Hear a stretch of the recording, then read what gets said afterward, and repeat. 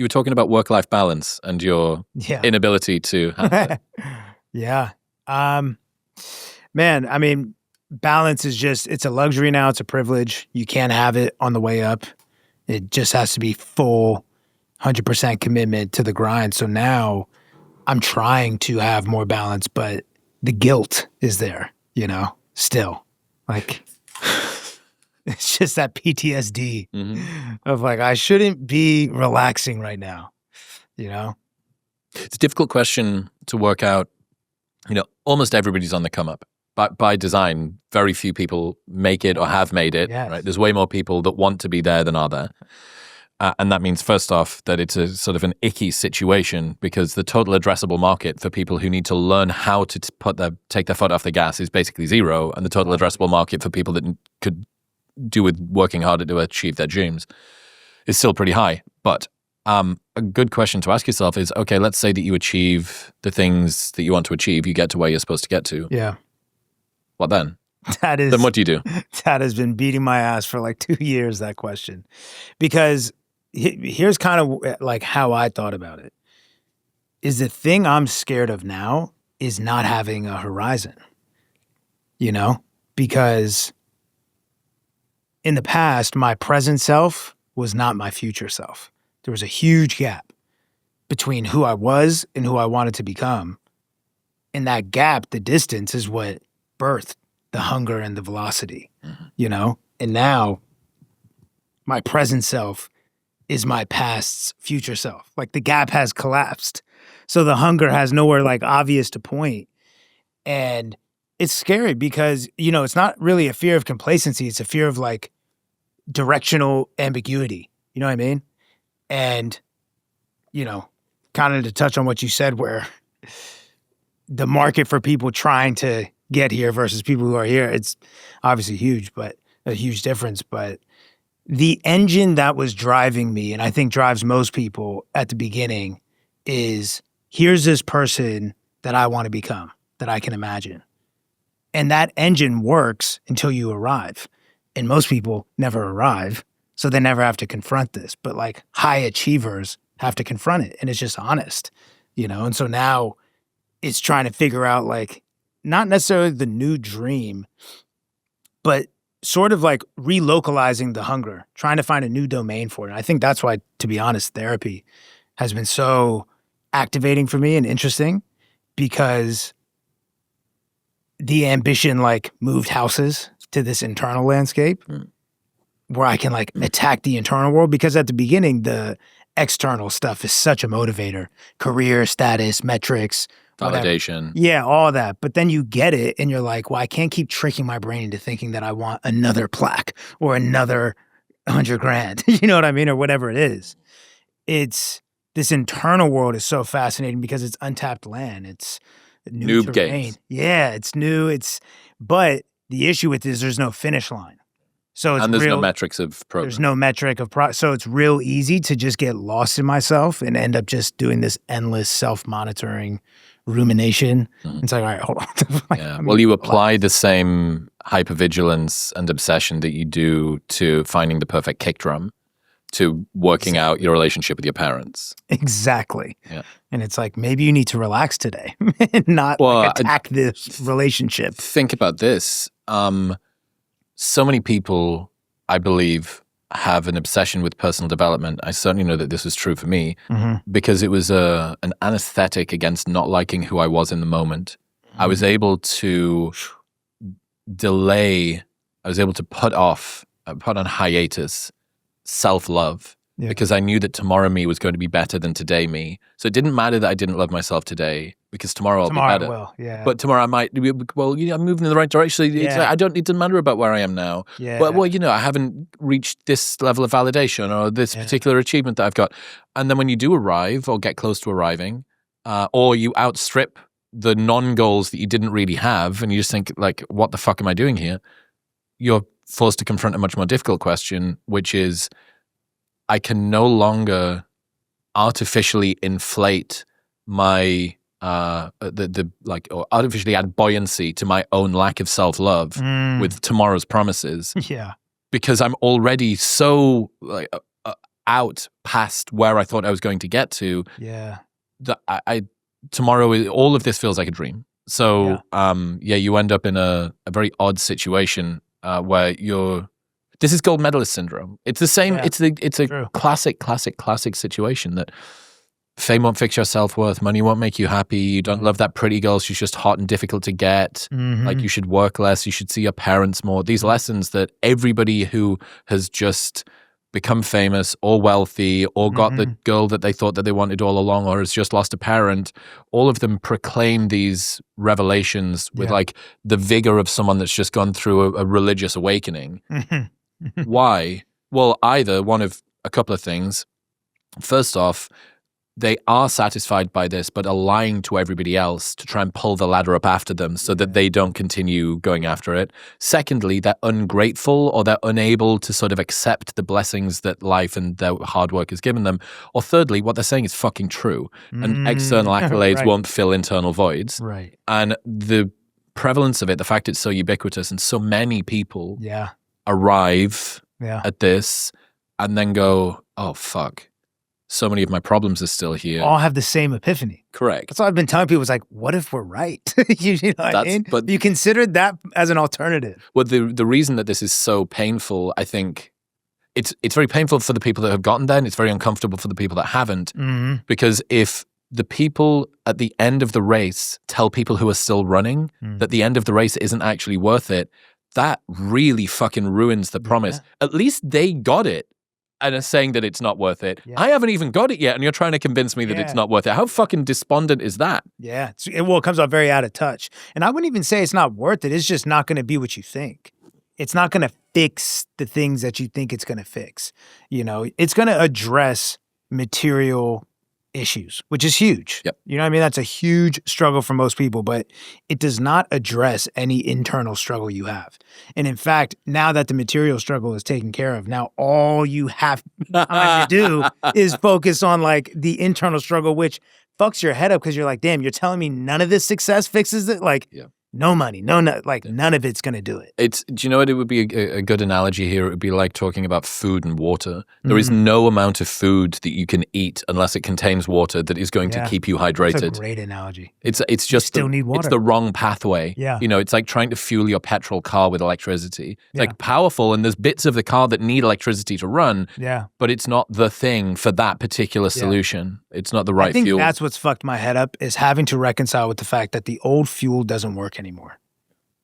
And trying to find new fuel, you know? And it's tough because I was relying on that old fuel for so long. And what did that fuel look like for you? Insecurity mixed with conviction, you know? It was like, I don't feel like I'm enough, but I believe I can become enough. And it was a psychotic level of delusional confidence. And the byproduct of that was discipline and consistency. You know, it's like, I believed with every fiber of my being that I was going to become this massive successful artist. I had already, like, my success was decided by me in my head. The outcome was non-negotiable. It was inevitable. And when something's inevitable, the choices aren't choices. They're just, I was living in the process. It was identity alignment. It was, this is who I'm becoming, and this is what that person does. Which is why my discipline and consistency and work ethic that a lot of people clap for, it never felt heroic or dramatic. It just felt obvious. This is just this is what this person does. How long did you release a song a week for? 2.5 years. Right. Yeah. Okay. So like 120, 140 yeah, somewhere around there. songs. Yeah. And that was after doing 11 albums, which was like 110 songs. You know, but again, it just felt like, it never felt like this huge undertaking. It was just what you did. Yeah. If you tell somebody, hey, in 6 months, you guaranteed are going to have the best physique of your life, you're just going to do the things every day that are required to get to that point. I'd already decided I was successful. I've been thinking about consistency a lot.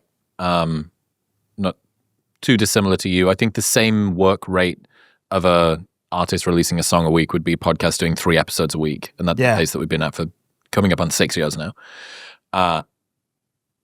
I've always sort of bowed at the altar of consistency. I actually think that I'm stubborn. I'm not convinced that I think stubbornness and consistency net out to the same outcome. Interesting. But they come from a little bit of a different place. And it's more... Stubbornness is kind of, you don't have any choice but to do it. Right. So think about this. You have obsession, motivation, and discipline. Yeah. So motivation is I want to do this thing. Discipline is I will make myself do this thing. And obsession is I can't not do this thing. Right. But all of them kind of the outcome is the same. The same. Yes. Yeah. But where it's coming from, the fuel that you're using to push yourself forward is kind of different. So true. Yeah. And at the beginning, like I said, I was running at this version of me that was so far away. But it was such a clear visual. It was as if I was looking at the finish line and I could see myself waiting for me at the finish line. So I knew I was going to get there. But now the version of me that I'm chasing feels like he's like right around the corner. Mm-hmm. Or behind you. Or behind. I've already outstripped him. Yeah. And so I've outstripped my own dreams. I don't know where to run. I'll run inwards. Yeah. And just attack all my, issues internally and, well, I mean, how many patterns. times do you see someone do that, but in a more obvious pivot, which is they were a super gregarious party guy, Lothario in their 20s, and then they turn to endurance racing in their 30s or their 40s, and now they do triathlons and Ironmans and stuff like that. Yeah. It's having to relocalize all that energy and hunger. Yeah. It's tough though, because I mean, there's no way to slice it. Like I don't want the same things I wanted when I was 22. Those same things can't drive me. I can't be driven by the need to sell out a tour and go platinum or make money and buy my mom a house. It's like I did all that. So I can't keep tricking myself into, and this is what I tried to do is like, yeah, but I got to get another house. Like I got to get another place. It's like, that doesn't work. It's not enough sustenance, Yeah, it's an interesting one because habituation happens to everybody. No matter how successful or unsuccessful you are, or even if you're working a job that you fucking hate and it doesn't pay that much, you got excited for the car that you were going to lease. Right. And then when you got the car, after a little while, you got bored of it and you needed to get a slightly better one. If you got a slightly worse one, you felt bad about yourself. But if you got a slightly better one, then it was satisfying for a while. And then the same thing and the same thing and the same thing. And I think there is an assumption that at some point you arrive and that compulsion is relinquished from you. You've like exorcised, you've expunged the arrival's it. The facade. Correct. This is what me and my best friend were just talking about. We realized like it's cliche, but the race is the finish line.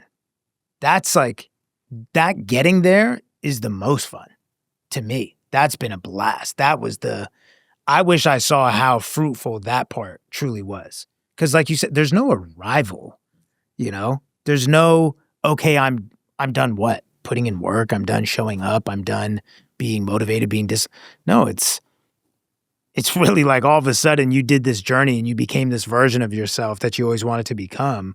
And I suppose that's the arrival, but arriving is so much more fun. It is so much more fun to be a little richer than you were yesterday than merely to be rich. Alice Wellington Rowlands. It's so real. Yeah. I mean, dude, Andrew Tate, fucking the philosopher A. Tate, said having things isn't fun. Getting things is fun. 100%. And unfortunately, what this means is it's that Luke Combs fucking Bellion song. If the higher I climb is the further I fall, then why love anything at all? Wow. Last week I found out that this is the 8th biggest podcast in the world. I'm the 8th biggest podcaster in the world as of last week's Spotify charts. And it was fantastic. And one of my friends, who is like the new business development manager for me, rang and was like, dude, I'm so fucking happy for you, but you do know what this means next year. And I was like, yep, it means that we've got to be number 8 or number 7 or number 6 or I'm a loser. And I'm going to fucking hate it. Yeah, right. But if I'd been 12th this year and didn't know where I'd charted, it wouldn't have mattered. Right. So there is a particular type of mindset that you have, and learning to relinquish that, learning to be like, just fuck it. It's just nice. Yeah. It's just nice to have that. Clap for yourself. Yeah. But the difference between, and this is one of the great advantages that nobody ever realizes as it's happening, when you're on the climb, it is easier at the beginning, in the middle of your journey, within whatever it is, even if it's just mastery, even if it's internal mastery, when you start your therapy journey, look at all of the low-hanging fruit about, I never realized that my parents did that and that was strange, and I never realized I had that conversation with my sister that was formative and it made me think about the thing. In the beginning of your journey, the noob gains are real, and all of this stuff's just, you're accumulating it all the time, so progress comes relatively easily. Yeah. But as you get better at anything, and this is unfortunately both true for internal and external metrics. Yeah. You start going to the gym, you gain strength every session. After 10 years of training, you gain strength every 3 months, every quarter. Yeah. It's harder to show up when that's happening. There's less motivation. Yeah. And it means that pullbacks are more likely because you actually have something to lose. 100%. You have nothing to lose in the beginning. Tell me about the therapy insights you didn't know that you forgot. Right? I didn't fucking know them. Yeah. How could I forget about them? Whereas now, if you encounter some conversation with your girlfriend and you go, fuck, there's that pattern again. Yeah. There's that.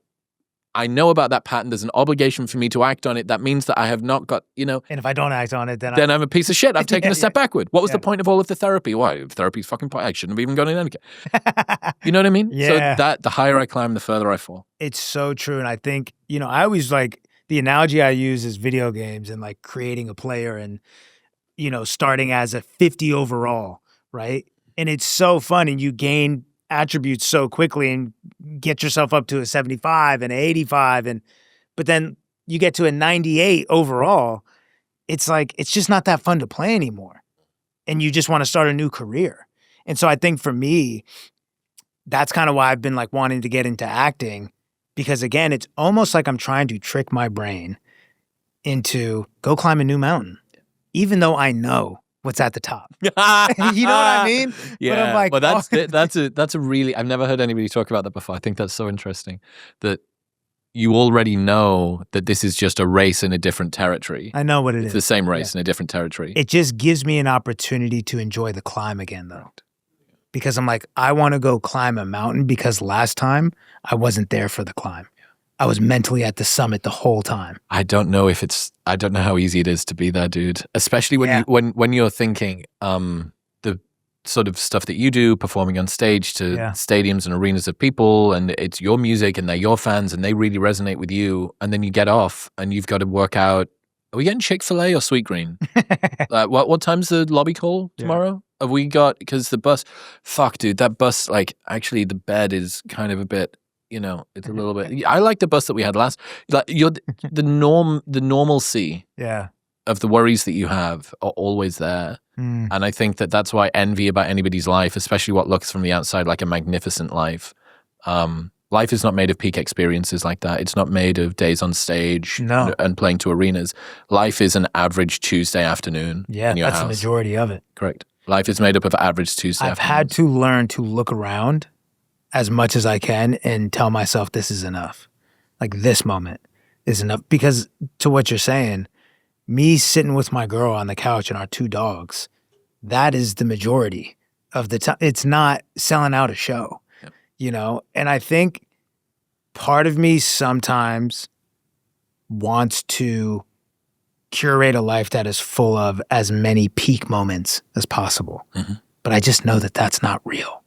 It's because then I'll do that and I'm missing the thing I can really sink my teeth into, which is balance and normalcy and just hanging out with my family. And all of a sudden, you don't see your dad for a year and a half because you're over here trying to chase this high of being on a stage or conquering something, so it's tough though, man. Have you found, even when you've played your biggest shows, that watching the footage back or watching the vlogs and all the rest of it, do you have more enjoyment watching it back than you did doing it at the time? Do you remember it now through the lens of the camera, not the lens of where you were? Because it looks like it's someone else's shit. Yeah. So I can appreciate someone else's success. Yeah. Very hard for me to appreciate my own. And when it's happening in front of me, a lot of times it's tough. It's really hard to be present for me. It's very difficult. I spent a lot of my life living outside of my body and living inside my head, And so what I used to do on stage was I'll just get drunk. I'll turn my brain off. That's how I would turn my brain off. And it worked, you know what I mean? But it's not sustainable. And so now I do my shows sober, and it's harder to be present because I'll be up there and a lot of times I'm in my head. Yeah, me too. You know, like when you're drinking on stage, you don't really notice nor care about anyone's facial expression, about what you just said, did, whatever. Yeah. You're just having a blast. When you're sober on stage and I'm singing a song, I can see you just like, what was that? Did I fuck up? Like, was this not cool? You know, and it just boom. And now in I'm a room like, of 15,000 people, Yeah, just now I'm one spiraling. girl Yeah, in the front row. yeah, it's so true, bro. I did, I finished off my tour last week. So I did Salt Lake, Denver, Vancouver, Nice. which was lovely. It was a really cool way to finish it up. We'd started in New York a couple of months ago, and then we rounded it out there. And the final show that I did, the park cans on the curtain behind me were brighter than I was used to, which meant that the first 4 rows were illuminated. It's the worst. And that is so they only bad. had one stage light. Look at how fucking specifically like Yeah, opulent and bourgeois this sounds. But it meant that the first 4 rows would just, I could see people's eyes, I could see the facial expressions, I could see if somebody needed to go to the bathroom, I could see everything. It's like, this fucking sucks. Yeah. This blows so much. Put another stage, yeah, exactly. Put another stage light on me, I'll darken them down.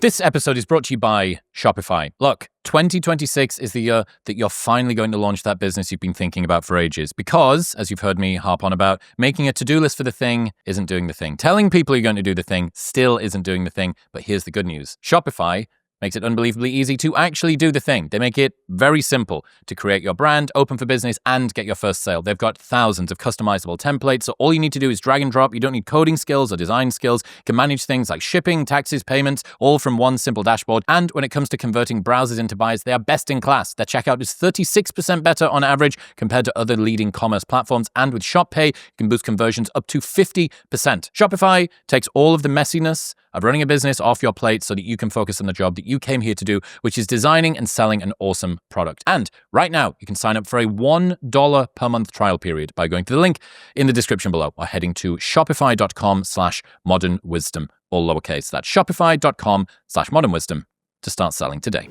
I saw you give a break in the middle of one of your performances and said, I just want to say every parent is going to fuck their kids up a little bit, man. You get to an age where you can't keep blaming them. Yeah. Yeah. What's that mean to you?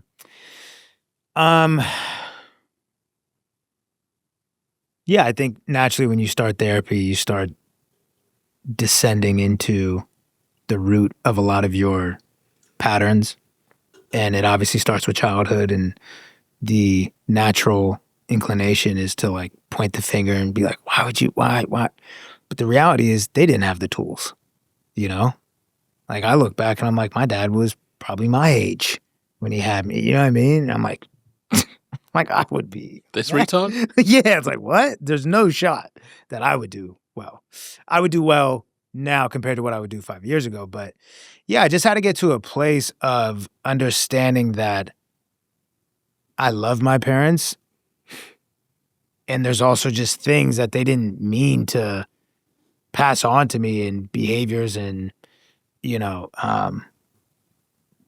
just habits that they didn't mean to pass on, but they did. And I got to unlearn them. And everyone's parents are going to like, you know, unknowingly pass on unhealthy shit. But it's like at a certain age, I have to father myself, you know? Can I read you an essay? Please. So I wrote this a couple of weeks ago. Yeah. The parental attribution error. We love blaming our parents. It's practically a rite of passage in modern psychology. But there's a double standard buried in the trend. We attribute what's broken in us to our upbringing, while claiming what's strong in us is ours alone. Call it the parental attribution error, like the fundamental attribution error, where we blame others' actions on their character, but excuse our own by pointing to circumstance. Like, I cut that guy off in traffic because I'm late, he cut me off because he's a dick. It's a skewed way of assigning credit and blame. We externalize the bad and internalize the good. We're quick to blame and slow to credit. You say you're anxiously attached because no one held you when you needed it, but isn't your ability to be alone in your emotions and to endure discomfort quietly also forged in the same crucible? You blame your parents for pushing you too hard in school, convinced it made you perfectionistic and neurotic. But when was the last time you acknowledged that same pressure gave you ambition, discipline, and drive? You point to a childhood where mistakes weren't tolerated as the reason you fear failure.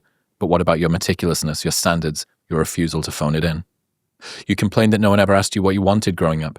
but could that also be why you're so tuned in to what everyone else needs? You say your low self-worth comes from your never being praised, but isn't that the same fuel that makes you outwork everyone around you? You trace your conflict avoidance back to all the shouting at home, but isn't that also where your talent for de-escalation and an emotional radar came from? You chalk up your hyper-independence to not being able to trust anyone, but isn't that also what made you capable, adaptable, and calm under pressure? You say you're emotionally guarded because no one took your feelings seriously, but isn't that also why you're steady when the people around you fall apart? You've labeled yourself a people pleaser because you had to keep the peace at home, but maybe that's also where your social fluency and emotional intelligence were born. You blame your poor boundaries on parents who didn't respect yours, but isn't that also why you're so careful to not cross anyone else's? You say your fear of being a burden comes from being treated like one, but isn't that the same fear that now makes you reliable, disciplined, and impossible to disappoint? You attribute your sensitivity to criticism to all of the judgment you grew up with, but isn't that also what makes you thoughtful, receptive, and serious about getting better? You say your nervous system never relaxes because your home was unpredictable, but isn't that also why you're perceptive, quick thinking, and never caught off guard? The traits you're most ashamed of are often just the dark side of something light. Your sharp edges didn't appear out of nowhere. They're often the byproduct of something useful, a strength turned up too high or a gift handled without guidance. Think about a sword, powerful, precise, designed to cut through resistance. But if it's double-edged, and most strengths are, then sometimes it nicks you on the backswing. That doesn't mean that you throw the sword away. It means that you learn how to hold it properly. Because most traits worth having come with risk. The truth is messier than a single cause. Every trait is entangled. Wounds and gifts often share a root. The self-reliance you're proud of may come from the same childhood where you couldn't rely on anyone. The confidence you carry may have started as a defense over ever feeling small or dismissed again. Even your drive to succeed may be rooted in the fear of not being good enough. But this perspective requires maturity. It's simpler to cast yourself as the victim of bad parenting than to reckon with a complicated inheritance. It's easier to say, they hurt me, than to admit, they shaped me in ways I'm still figuring out. The cultural narrative rewards blaming your parents more than it does understanding them. Therapy turns them into victims and villains. Instagram makes them punchlines, but how often do you thank them in the same breath that you critique them? None of this excuses abuse, neglect, or dysfunction, but it does ask for honesty. And you're going to draw a straight line from your childhood to your flaws. You should also draw that same lineage to your strengths. If you can't let your parents take credit for what's right with you, maybe you shouldn't be so quick to make them the villains for what's wrong. Incredible. Yes. Yes. Now, it's because I've thought about that a lot. First of all, that was incredible. Thank you. Yeah. If that doesn't go viral, I don't know what would. But I've thought about that a lot. And the answer I've come to with talking to certain people is that maybe there was another way to still give you those traits. You know what I mean? Without the shortcoming. Exactly. And someone like myself, I was able to use all those negative things as fuel and still achieve in spite of, because of, whatever. But that's just because of how I'm wired. Somebody else who's wired differently would be just buried underneath some of that shit. You know what I mean? Under some of the heavy criticism or whatever the negative traits are. So it's also, it sounds good if you succeed. It doesn't sound good if you don't succeed, Of course, because you've alchemized it. Right. Which takes a special person. So, yeah, for me, it's just the main point, I think, again, is that maybe there was another way for me to develop those traits. Maybe it didn't have to come through this like pain and fuckery. Yeah. Yeah. But I agree in essence that, this is what my dad always tells me. He's like, yeah, but you turned out all right. I'm like, that's because I'm fucking awesome. Yeah. But maybe it didn't need to go that way. Yeah. I think asking the question, interesting difference between something being a fluke chance and something being sort of written in the stars. So if you were to run the universe back 1,000 times, how many times does this happen to you? Right. And I think that's an interesting question to ask yourself. Like, you could think about convergence, right? This thing was it was always meant to be. Yeah. Or coincidence. This thing wasn't. So is it coincidence or is it convergence? And I think that's a cool question to ask, because what you realize is that the inheritance you've got in terms of your traits might actually be pretty fucking rare for you, that you shouldn't be this person, really. Oh. You know, not just that you're a rare person, but of all of the persons you could have been, this is a rare version. Yeah. You know, there are way more versions of you, and maybe there's not. Maybe most of the versions of you result in you being a multi-platinum. That's what I have fucking to recording. Yeah, well, yeah. It's very the self-authoring nature of that. The fact it makes you feel like you are the rider on the top of the elephant that's actually controlled it, as opposed to this fucking elephant was going where it wanted, and I was like, I know. Just thought I was guiding it along the way. Isn't that interesting? That's that concept is what I named my deluxe album after, The Elephant and the Rider. Mm-hmm. It's so interesting to me. You swear you're in control, but that elephant, once it decides where it wants to go, it's going. Yeah. Fuck. I've heard you talk about people dismissing internal struggle. Well, people only validate struggles that they understand. Yeah.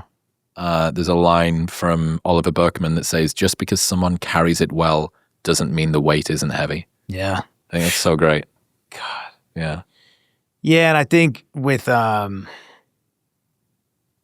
men especially, you know, the whole cliche, like we've been taught to hide it and to carry it alone, and that's what makes you be a man, is carrying all your shit and keeping it under wraps, you know? And I also like, there is truth and validity to the fact that material struggle is vital, you know? Having food, water, and shelter is necessary, but there are so many internal struggles that are harder to see, and it doesn't mean that they're not real, you know? And I think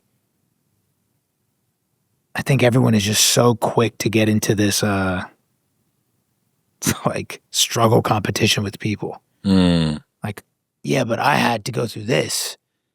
But there's always going to be someone who can say, that's cute, I had to go through this. It doesn't mean that your shit isn't real. It doesn't mean it didn't have an impact, didn't affect you. Yeah, it's so divisive to me. Well, it's an interesting one because, and this speaks to your age and stage of development. Two things can be true at once. Many people who don't deserve the term victim use it as a way to gain leverage and status and accolade. And also, lots of people are denying just how fucking hard their life was. Yeah.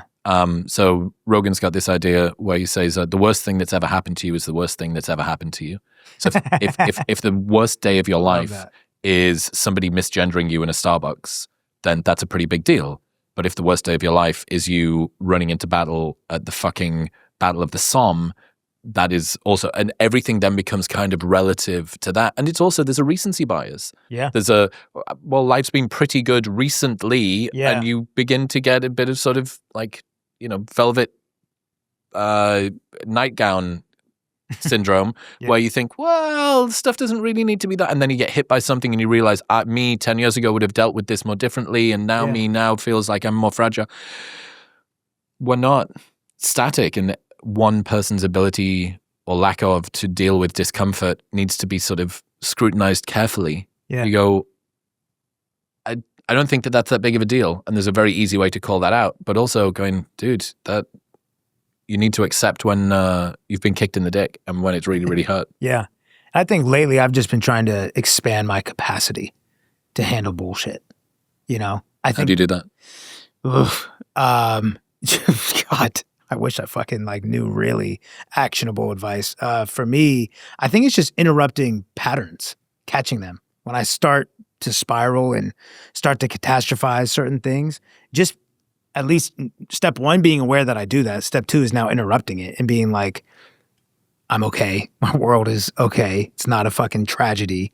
But it's tough, you know? And I think that was a lot of my resistance with wanting more success was, well, more success means getting hit more. And I've been hit before by my last version of success. I don't want to be hit again. But then I don't want less success because then I'm stagnant. So the only answer is you need to increase your capacity to handle shit, you know, to juggle. Me and my therapist always talk about is grief and gratitude simultaneously, you know? And that's been that's been challenging, man, because I could have swore once you get success, it's just all things that you're supposed to be grateful for. There is no more grief. Just all gratitude. It's all fun shit. And I used to always like look around and be like, this is fucked up and they fucked that launch up and this just happened, whatever. And just feel like I had some broken version of success. Like surely there's something wrong with the version of success that I bought. I need to trade this back in. Like this is malfunction. This is not right. But it's like, no, man, there is always going to be some bullshit and some good shit going on. And it's just the ability to hold both, you know, and not just ignore the bullshit, you know, acknowledge it, but not ignore the gratitude and not think that it's just supposed to only be that. Well, that's a painful realization for everybody, that there will be no point when you have no problems in life. Yeah. What did you think that one day you were going to have no more problems, like getting to a level in a video game and there being no enemies left? That's not the way that life works. There will never be a time when you have no problems. Right. And unfortunately, that's not what they sell you, though. Yeah. Oh, no. Reach the escape velocity, dude. Out in space, they can't hear you scream and they definitely can't hear your fucking problems. Yeah. You know, one of those balance boards, it's like a skateboard deck and it's got a cylinder underneath it and people use it for working on their balance. Yeah. I think about life a lot of the time kind of like that. Even when it looks really flat and I'm looking at you and you're almost perfectly still. Yeah. You're making these little micro adjustments at all times. And then sometimes you go, whoa, and you whoa, on one side or the other.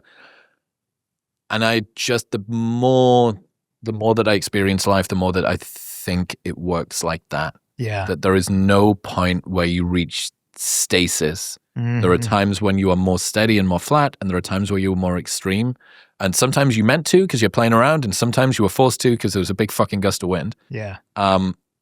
But there's no point where you're not making those micro adjustments. Fixing things and making micro adjustments. Yeah. You'll never be able to fully take your eyes off the ball. And I think it still is a big hurdle of mine, is overreacting and catastrophizing the small little, like, you know, adjustments that need to be made.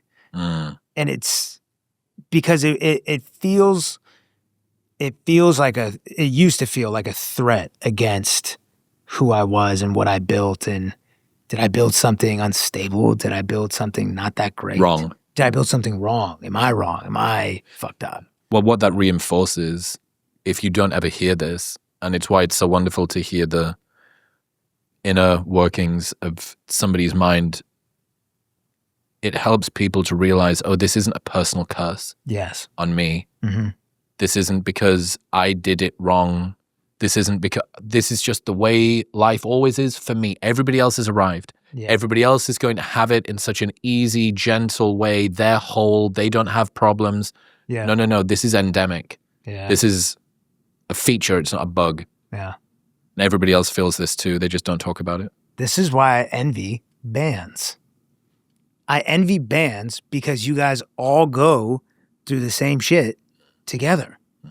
That's so incredible to me. Like, I think about the Beatles. I'm like, you all got famous at the exact same time. Like, so you always had each other to talk to. But when you're just an artist, everything you're experiencing feels like it's happening in a vacuum. And you're sure that nobody else is having this experience. Well, even if they say they are having your experience, you can excuse it away. Because, well, the way that they play or the music there, the genre, there's always a difference. The fan group that, their Instagram game is like totally different. Yeah. They actually came up on there's a way to excuse it. But yeah, you're right. You have it's a wonderful split test when you're in a band. Yeah. If you're one of 4 or 6 or whatever members of a band, you go, well, everybody else is experiencing the exact same thing. Yeah, maybe they play a different instrument, but we're all... And so the similarities we can assume are because of the situation, and the differences we can assume are just mine. Yeah. Right? Because my constitution is different to theirs, and it helps you to run a pretty good experiment on why you feel the way you do. Yeah. And I think that was comforting on the come up because me and my friends were all at the same place. Huh. You know what I mean? So there was a bit of synergy there psychologically, and there was community inherently. And then when one of you kind of ascends to this crazy level, it's kind of like, well, now I know nobody who gets this. and you expect me to go like make friends as an adult? That's impossible. You know what I mean? So it's just fucked. Yeah.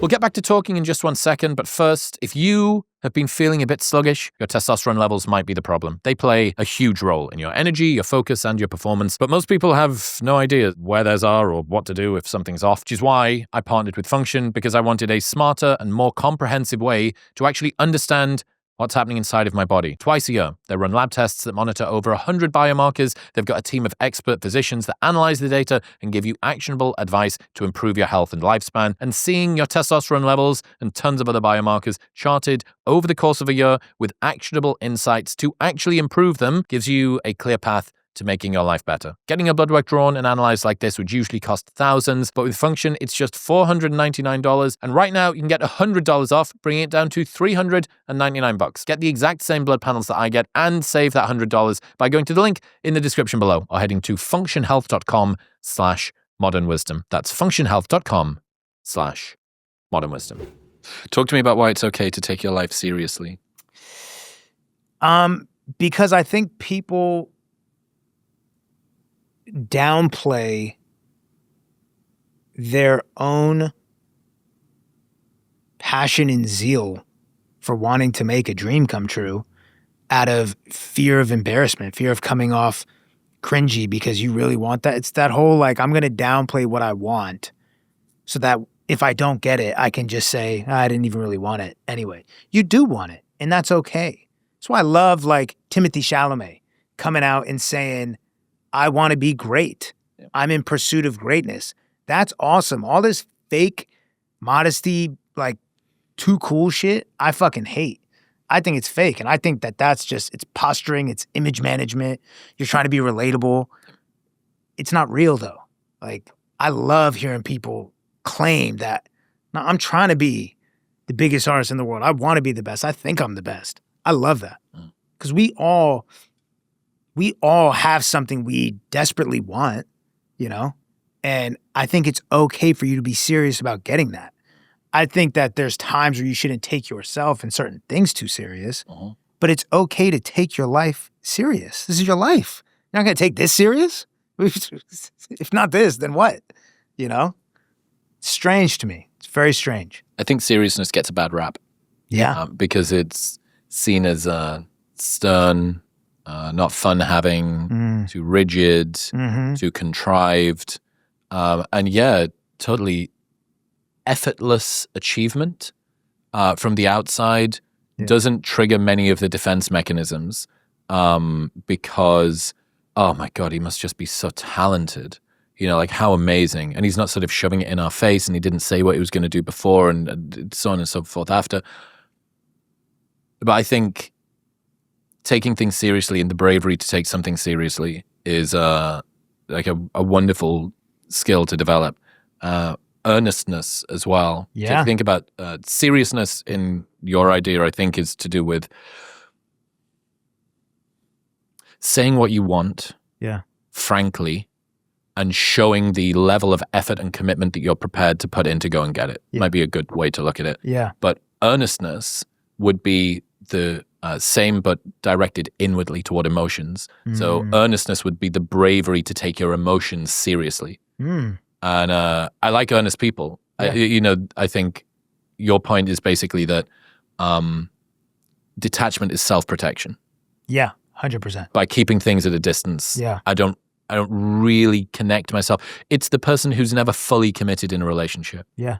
Because, well, if they reject me, they're not rejecting me because I kept this little bit of me for me. Yeah. They didn't get to see all of me. Them. Exactly, yeah, because if I'd really wanted them, if I'd really tried, I would have them. Then I would have had them. But I didn't. Yeah. I held this little bit back. Yeah. So you always come out on top. Yeah, you avoid failure publicly by guaranteeing your failure privately. Wow. Yeah. It's a defense mechanism against embarrassment, you know? And yeah, it's just okay to want something in your life and want to take it serious, you know? It just is. And I think it's kind of interesting. I always like relate it back to watching certain anime and certain characters who didn't have the innate skill. They were fucking annoying. They had to like really bust their ass. to like get good and get their powers and shit. And they were annoying to me. They were not as cool as the character who was just nonchalant and just like had the shit. Yep. And I think as dudes, we all look at that guy like he's fucking awesome. He's not even trying and he's badass. And we look at the main character who like doesn't have the skills yet has to work as like annoying. But to me, that's just because it's confronting a lot of times, you know? There's a lot of times when I see somebody busting their ass and saying like, this is the journey I'm about to go on. This is what I want. This is what I'm willing to do. This is what I'm going after. I'm not there yet, but I believe I can get there. I see how people react to that. And I just think it's confronting because it's a mirror for most people. It's asking you, are you willing to do the work that this person's willing to do? What are you doing with your life? But it also suggests that success is more in reach than you might think. That's the part that fucks people up. Yeah, because, well, actually it's not because of blasé innate talent that's this mystical, ephemeral, difficult to replicate thing. Yeah. Oh, he just worked hard and, oh, fuck. That means all I needed to do was work hard. And therefore, the fact that I'm not where they are might be my fault. Because I didn't try. You know what's easier to say? I think he just sold his soul. I think that's like, it's got to be what it is. Yeah. It's so much easier to just do that instead of the truth. The truth is far less sexy. Correct. That is increasingly the direction of this podcast going in, very unsexy truths, unfortunately, over and over.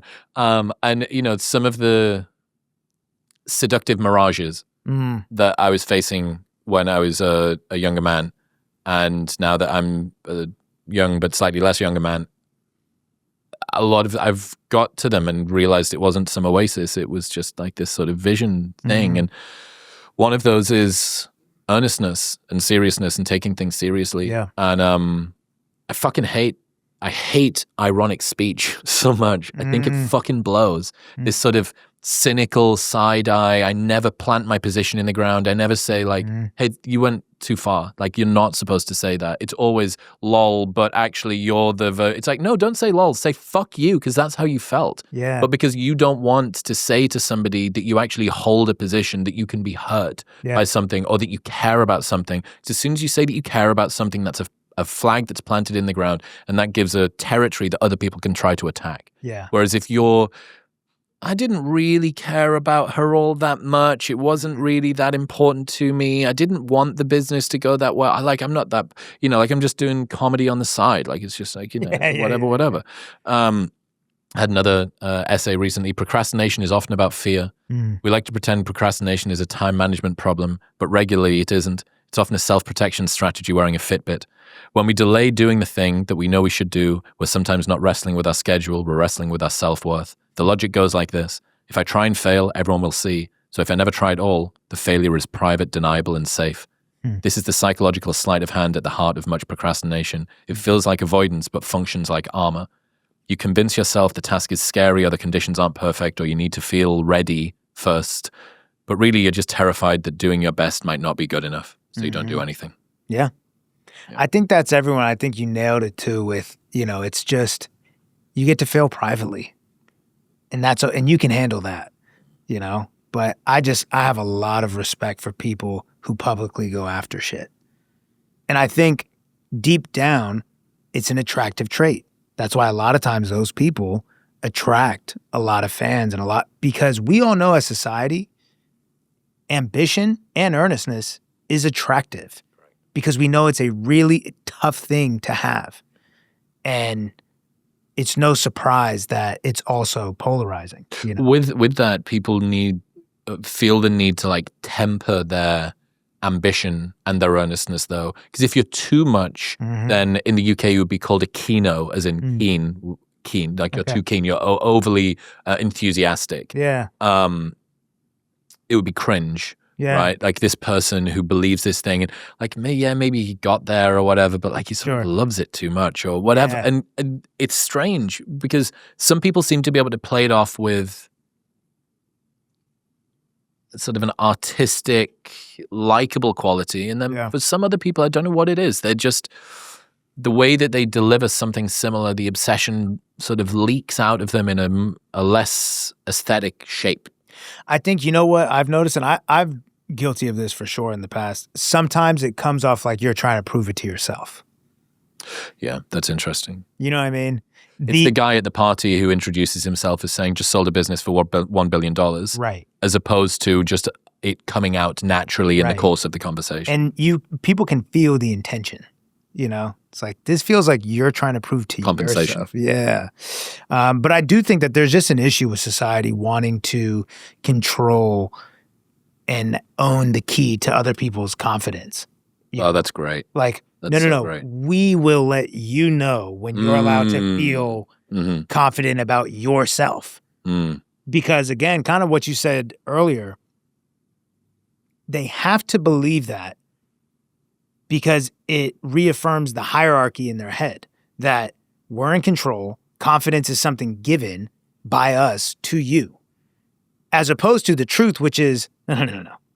I give myself confidence. I own my confidence. This is a good one. So this woman went on a pod recently. I'm going to play this clip for you. Please. This woman went on a pod recently and gave a really wonderful insight about the relationship of how much reputation people think that you deserve. I thought this was so cool. People have an assumption of the level of celebration you deserve. Interesting. Right? Like how good you are and how much reputation you deserve. How do people decide that? Let's get to that because you want to try to engineer it. Yep. If you're above that, people think you're overrated and they want to bring you down and they don't like you. If they perceive that you're below that, then you're underrated. Like underrated is a compliment. Right. Why is it a good thing to be poorly rated? In my mind, it's sort of like you fumbled. Like, what do you mean you're not well rated? Like, go fix it. That's an interesting point. But underrated is a compliment. Overrated is an insult. You would think that being highly rated is good, but overrated is not. So people want to fill that delta. Yeah. If they think you're underrated, they'll try to bring you up. So this is like we'll get to this too, but this is what people have been saying about Google Gemini. It's underrated. It's like it's high status to say. Yeah, it's a compliment, but it's a compliment, but it's also like seen as insightful and valuable and useful to point out that Google Gemini is good. That's true. Yes, people feel good when they make that point. Yeah. They're like, I'm pointing this out. So I'm righting some kind of wrong in the universe. I'm filling that imbalance. I guess people also feel good about themselves when they call it something overrated. People just feel good about identifying the discrepancy. We're all kind of reputational Karens. We feel off when something isn't where it should be. And that's why all these phrases exist. So cool. So real though. Yeah. That's why I'm of the opposite mind. I like seeing the Chiefs win the Super Bowl I want them to win the Super Bowl every year. Yeah. Like I want the Chiefs to win the Super Bowl every year. I like when Taylor Swift drops an album and it goes #1 and people say, well, she couldn't just let that girl go. No, beat me. I love shit like that. I have no favorite NFL team. When my brother was like, who do you want to win the Super Bowl this year? I'm like, the Chiefs. I just want to see dominance. You know what I mean? Because I hate all this like, oh, let someone else win. And it's like, you're not even that great. Prove it. Yeah. You know what I mean? Yeah. I love shit like that. Yeah. But that, I mean, again, that's just like society is just, in my opinion, bitch made. It's just a bunch of like weak-minded people who don't want to face the reality that they themselves lack the quality and the fuel that this person used to become great. Well, that's why I think it's called the bigotry of small differences or the narcissism of small differences, that the closer you are to somebody, the more rivalrous you feel your relationship to them. If it's someone who grew up in a different country or had a very different sort of upbringing or from a different family, like, yeah, you might not rate their success, but it doesn't have the same sort of visceral status rivalry that you would expect. But if it's the person who grew up down the street from you and you basically had the same opportunities, right now that really hurts. Yeah. It's another reason why I've chosen a profession, an industry that is very easy to criticize because everybody does this over the dinner table. Right. Right? I have not tried to put together a track. I have not tried to open up fucking Ableton or Pro Tools or whatever the fuck and make a song. Therefore, when I see what you do, I can say that I do or don't like it, but it's so removed from the skill set that I have. But the closer that you get, the fact that I haven't had to put in 10, 20, 30 years on logic or whatever to work out how to fucking make this thing.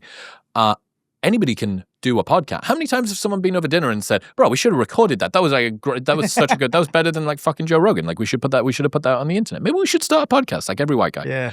And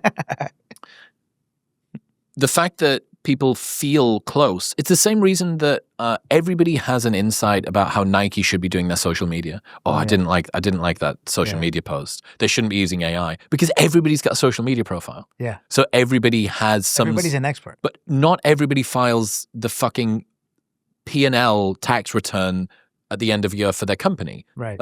Well, I mean, I would have done it differently. You don't know how the spreadsheet works. You don't know how to do a VLOOKUP or any of this stuff. Yeah. So you have more of an opinion and you can be more triggered and push back more when something that somebody else does, it feels like you're a part of the industry in a roundabout way. And the more walled off, the further away that particular industry is. Elon, you can laugh at the fact that a rocket bursts into flames if it doesn't work right, but you don't know how it happened. I would have done it differently. No, of course not. But if you listen to a podcast that goes bad, you have an opinion. Right. Well, you have an opinion about that. Why? Because you think that if I'd been there, and then maybe some people could play football, so they'll think, well, I would have, that play is just stupid. Why did they call that play? That play is fucking dumb. Yeah. And the further and further away that you get, if you're some, microbiologist that's just come up with something new, you go, it was good or bad. Yeah. The resolution with which your criticism or compliments can be deployed, lowered, the more difficult the task is, basically, and the further your skill set is away from it. I think because brilliance is boring and it's subtle. I was watching this documentary on Pixar, and the guy was saying, the trees in the background, the animation, it's so perfect that you don't notice it. Mm. But if that tree was drawn fucked up, you would notice it. Same thing with soccer players, basketball, like the music I make, whatever. There's certain decisions that are getting made that are the culmination of so many hours in a high level of taste or intelligence, whatever, not just in my field, in all these different fields, that the average person doesn't recognize them. They only recognize the fuck up. But it's like you don't recognize the brilliance when you don't recognize when it's going well because you don't know what goes into this. And you think that your volume of commentary replaces your lack of credentials. You don't know what's going on. Well, one of the problems as well is that people bind together over criticism way more than over compliments.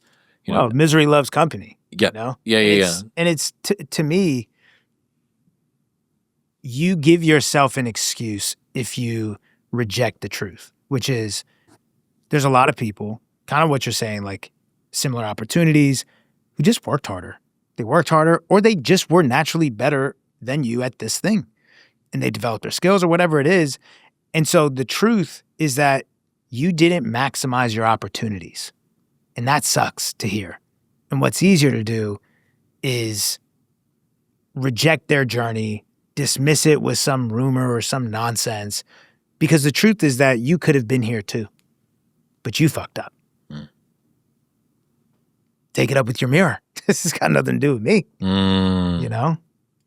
In other news, you've probably heard me talk about Element before, and that's because I am, frankly, dependent on it, and it's how I've started my day every single morning. This is the best tasting hydration drink on the market. You might think, why do I need to be more hydrated? Because proper hydration is not just about drinking enough water. It's having sufficient electrolytes to allow your body to use those fluids. Each grab-and-go stick pack is a science-backed electrolyte ratio of sodium, potassium, and magnesium. It's got no sugar, coloring, artificial ingredients, or any other junk. This plays a critical role in reducing muscle cramps and fatigue while optimizing brain health, regulating your appetite, and curbing cravings. This orange flavor in a cold glass of water is a sweet, salty, orangey nectar, and you will genuinely feel a difference when you take it versus when you don't, which is why I keep going on about it. Best of all, there's a no questions asked refund policy with an unlimited duration.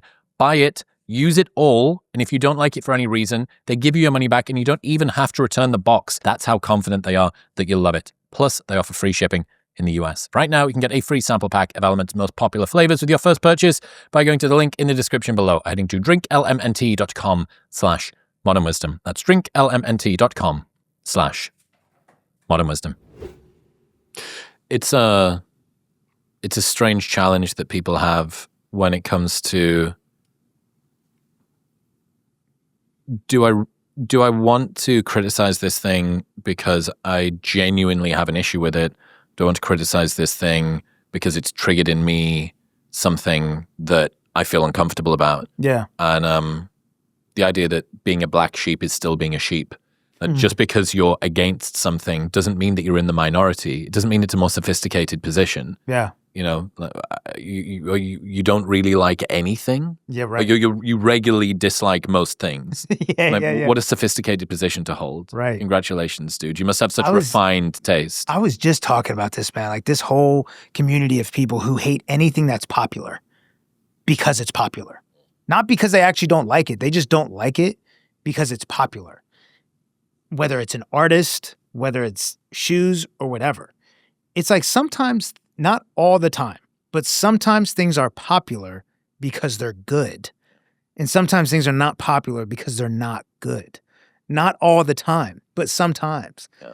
And it's people who feel like they get to have some sort of autonomy and some sort of like leverage over the rest of society. Like, you guys like that. That's the underrated, overrated thing again, right? Right. Yeah. Yeah, it is funny. There's sort of two camps of people. There's one who are creators that are underground. And, oh, dude, you know, it's just my work's so sophisticated. No one gets it. They just don't get it. It's like, oh, maybe it's just not that good. No kidding. But just because something is big doesn't necessarily mean it's good. But on average, it typically is. Like people vote with their feet. And there's a lot of competition out there. Yeah. A lot of competition. You think it's got to be that big? You think Luke Combs has got to be that big if he can't do country well? Right. Like, no, obviously not. I have a good friend who said something a long time ago at the beginning of like my journey, and I'm sure we were like hating on some artist or something. And he was like, you know what? Every artist that's like wildly successful or famous, I can always find something about them that I think is like really genius. Like every single one. And I was like, wow. And ever since, and this is a conversation from 10 years ago, ever since then, even artists where I don't like their music, I'm always able to find something about them, whether it's their branding or their visuals or something where I'm like, that's fucking genius. It's much more useful because I can take it. Yes. Allow me to take the one thing. Like, oh my God, I think this person sucks. Yeah. And I've found something that I think is great. So if my opinion is right, how much of a compensatory mechanism is this one thing? They must have the best Instagram on the planet. Right. As opposed to, this just sucks. Everything about it sucks. Yep. It's like, you're just doing yourself a disservice. You could be stealing and learning and evolving. This is, I think, related to the fear of embarrassment that a lot of people have. You've got a line that's very similar to a friend's. You said, people who are less talented than you simply care less about being criticized and made fun of will get so much further. Fear of embarrassment is friction. Another friend of mine said, there's someone with half your talent and 5 times your self-belief making 10 times the money. That was like, I think, to be honest, that's me. That's why I've always talked. But so I'm trying to work out how lots of insecurity married with lots of self-belief, because those two things don't always comport. No, I think the insecurity was, I'm not good enough. You know, we'll just keep it simple. Early on, it was, I'm not good enough at making songs. My raps aren't good enough. My singing isn't good enough. The beats that I'm making aren't good enough. The mixing isn't good. None of this is good enough. I knew that deep down because I would make shit and I would love it, but then I would go listen to established artists at the time, Wiz Khalifa or Drake or Kendrick or J. Cole or whoever, and I'd be like, damn, their shit just sounds like way better than my stuff. And so I knew that my shit wasn't there yet, but I really still genuinely liked what I was doing, and I had this belief that I could become good enough. And so the reason I always tell people, it's like, I loved everything I was doing, but if I loved it to the point that I'd never thought I could be better, I would have stopped going to the studio. I would have been like, no, I made my best song ever. It was last night. My best song ever is the one I'm making tonight, and it always is, you know? But yeah, it's that marriage is the old fuel that I'm talking about, you know? It was, because how long am I supposed to not feel good enough? You know what I mean? Because now I don't feel like that anymore. I feel like my music, this is years now where I felt like it's good enough. But yeah, it was a conundrum, man. It really was. Strange. What was the original question? Fear of embarrassment. How do we work that in? Because I said there's someone with half your talent, Yeah. times your self-belief, making 10 times the money. So I really was not the most talented person at all. There's artists who their fifth song they've ever made is a massive song. I'm like, I simply did not have the talent that my fifth song could have even been that big. I was 110 songs deep before I think on my 8th album, so maybe like 85 songs released, but probably hundreds of songs made before I'd made something that was good enough to even be a big song. You know what I mean? That's a lot of work to even just get to the starting line. And that's why I kind of preach what I preach to up-and-coming artists, which is the majority of y'all are going to be like me. You're not going to be like the dude who picked it up and on his 5th song, it's a Billboard charting song because he's just a freak of nature talent. The majority of us are me, where this shit sucks for mad long. Like, these songs are not good enough for like 200 songs. You know what I mean? That is the majority of us. And I think the belief that I could end up making a great song is what kept me going. And still to this day, while I try to figure out the direction my hunger is supposed to be pointing in, that, North Star has never changed, which is I still think I can make the greatest song of my life, And I still think I haven't made it. So, but again, it's like, I think I've beaten out so many people who were so much better than me. I had friends growing up that were way better than me, way better. But what I'll say is this, I think a lot of people cannot tolerate uncertainty the way I can. I think that's a very underrated skill. The ability to withstand uncertainty over an extended period of time is a pretty big indicator of if you're going to be a successful artist or not. I had a lot of friends who they put out one song, didn't blow up. All right, I'm going to college. Or they put out one mixtape, it didn't blow up, and they're like, this is bullshit, I'm out. Up-and-coming artists that I've talked to over the years who they put out a couple songs a year, they're mad their career's not moving fast. It's like, you're not moving fast. How fast can the career move if you're moving slow? And you have to deal with that uncertainty of the external uncertainty. And it's, for me, I was able to tolerate external uncertainty. I was able to tolerate lack of external evidence because I gave myself the certainty. I knew I was going to make it. So I didn't need the external validation. My own internal certainty was enough to temper the fact that when I put the song out, it gets 2 streams, because I just knew that y'all were wrong. I believe that. I seriously thought the first mixtape I ever dropped, I thought it was going to blow up. I remember like tweeting, tomorrow my life's going to change. You know what I mean? It's like, it didn't at all. But I believed it, What about the fear of embarrassment thing? Overcoming that? I didn't have that. I was consequence blind early on, which I think is just a trait of being young and ignorant. I didn't know there was pitfalls. I thought you put out music and it blows up and then you ride off into the sunset and everybody loves you, which is why this is probably not going to be a popular opinion, but I encourage everyone to go after that crazy dream as young as possible. Because the older you get, the more aware you become that all that glitters is not gold. And you start becoming aware of the trade, of the cost of everything. You also have more to trade, right? Yeah, right. And so for me now even, it's like the fear of embarrassment, all that stuff is amplified now because I know there's people watching. I know there's people looking at me. Well, I mean, someone asked me this maybe at the Vancouver show this week. And they'd said, basically, I want to do my first podcast, but I'm really nervous. I'm nervous about what people will think. I'm nervous if people are going to have a judgment on it, all the rest of it. So I'm just going to, it's a wonderful question. It's one that I think a lot of people have. I'm going to stop you right there. I can promise you that no one is going to laugh at you for your first podcast. Do you know why? So no one's going to see it. No one's fucking listening. Exactly. That's why. Because no one knows who you are. Exactly. No one cares. Yeah. So you have this beautiful upside only. You already are not a podcaster. Yeah. You already are not a recording artist. Yeah.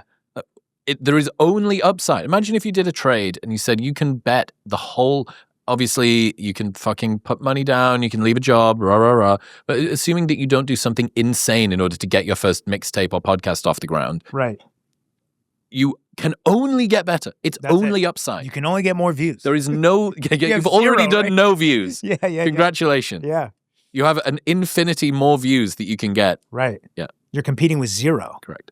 Now you're competing, like you said at the beginning, you're competing now next year with number 8. Yeah. But it's funny. I always tell up-and-coming artists, take advantage of the fact that nobody gives a fuck. Because they spend so much... They spend so much time like, do you think that I can drop a song like this right now? Or what do you think people will think of? I'm like, you got 10 fans, bro. Nobody gives a flying fuck. Like, this is the time to do whatever. Yeah.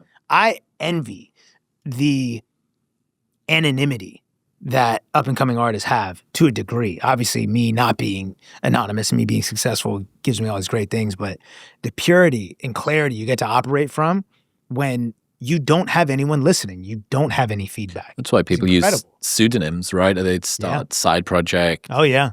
Put on a mask. Yep. Yeah, alter your voice. I've thought about doing shit like that. Mm-hmm. Like starting a whole other career and just alter my voice, pitch it down or pitch it up, change the production. Wouldn't that be cool? I've thought about it almost every day for like 5 years. Do you know that Sick Kick guy?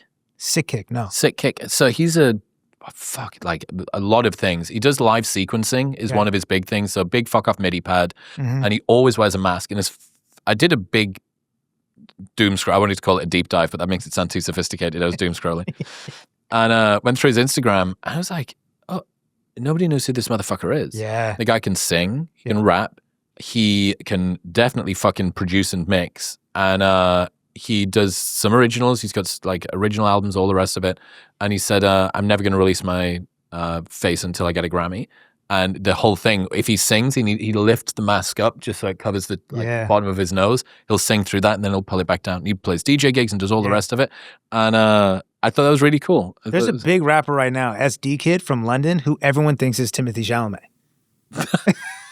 Isn't that awesome? And he's rapping with like a Scouse accent.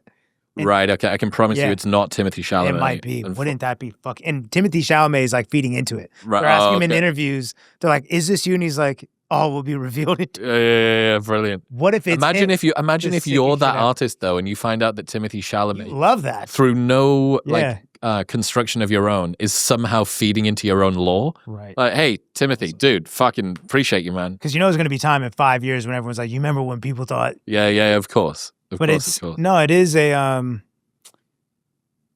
anonymity is freedom, you know? There's a liberty, creative liberty and freedom you have when nobody knows who you are. But again, the higher you climb, the further you have to fall. Mm-hmm. That there's a big difference between never made it and fell off.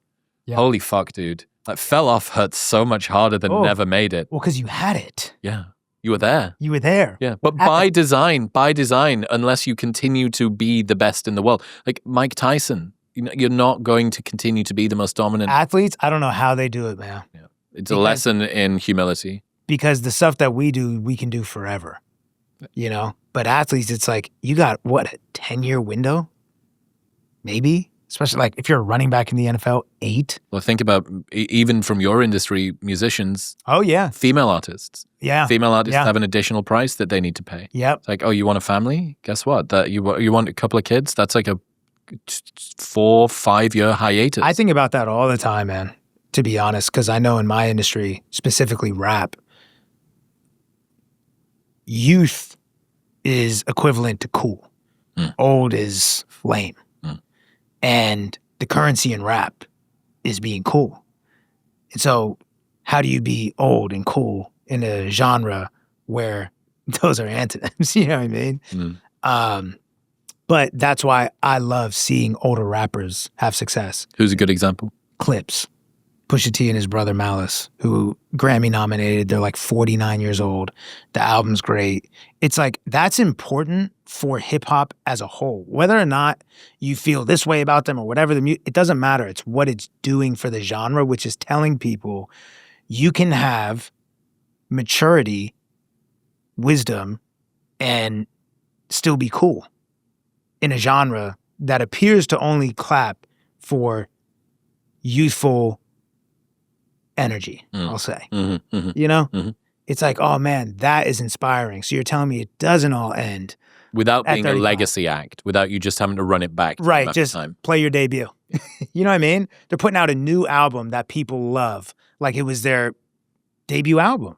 That, to me, is inspiring. Or seeing an artist like Kehlani catch her biggest hit ever 10 years into her career.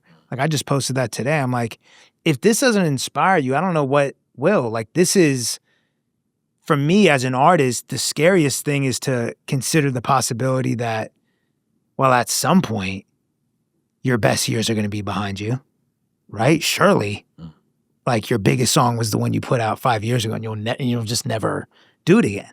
And so I always get scared that, is that this year? Well, it's a good excuse to not put out your best song, right? That's why somebody would, I'll just hold a little bit back. Right. I'll hold a little bit back here. And that's why people don't understand why, for me and other artists I know, the numbers, it's not ego anymore. It's existential. You know, if I look at streams and I see they're lower than I think they should be, I don't have an ego situation happening. I have an existential crisis happening because I'm thinking, oh my God, is this it? Is this the start of the decline? I'm no longer able to take care of myself, my family, the responsibility. Is this it? Is this it? So it's not ego. It's not, my songs are so much better than this. This is some bullshit. It feels like it's feedback turns into a threat instead of just data, you know?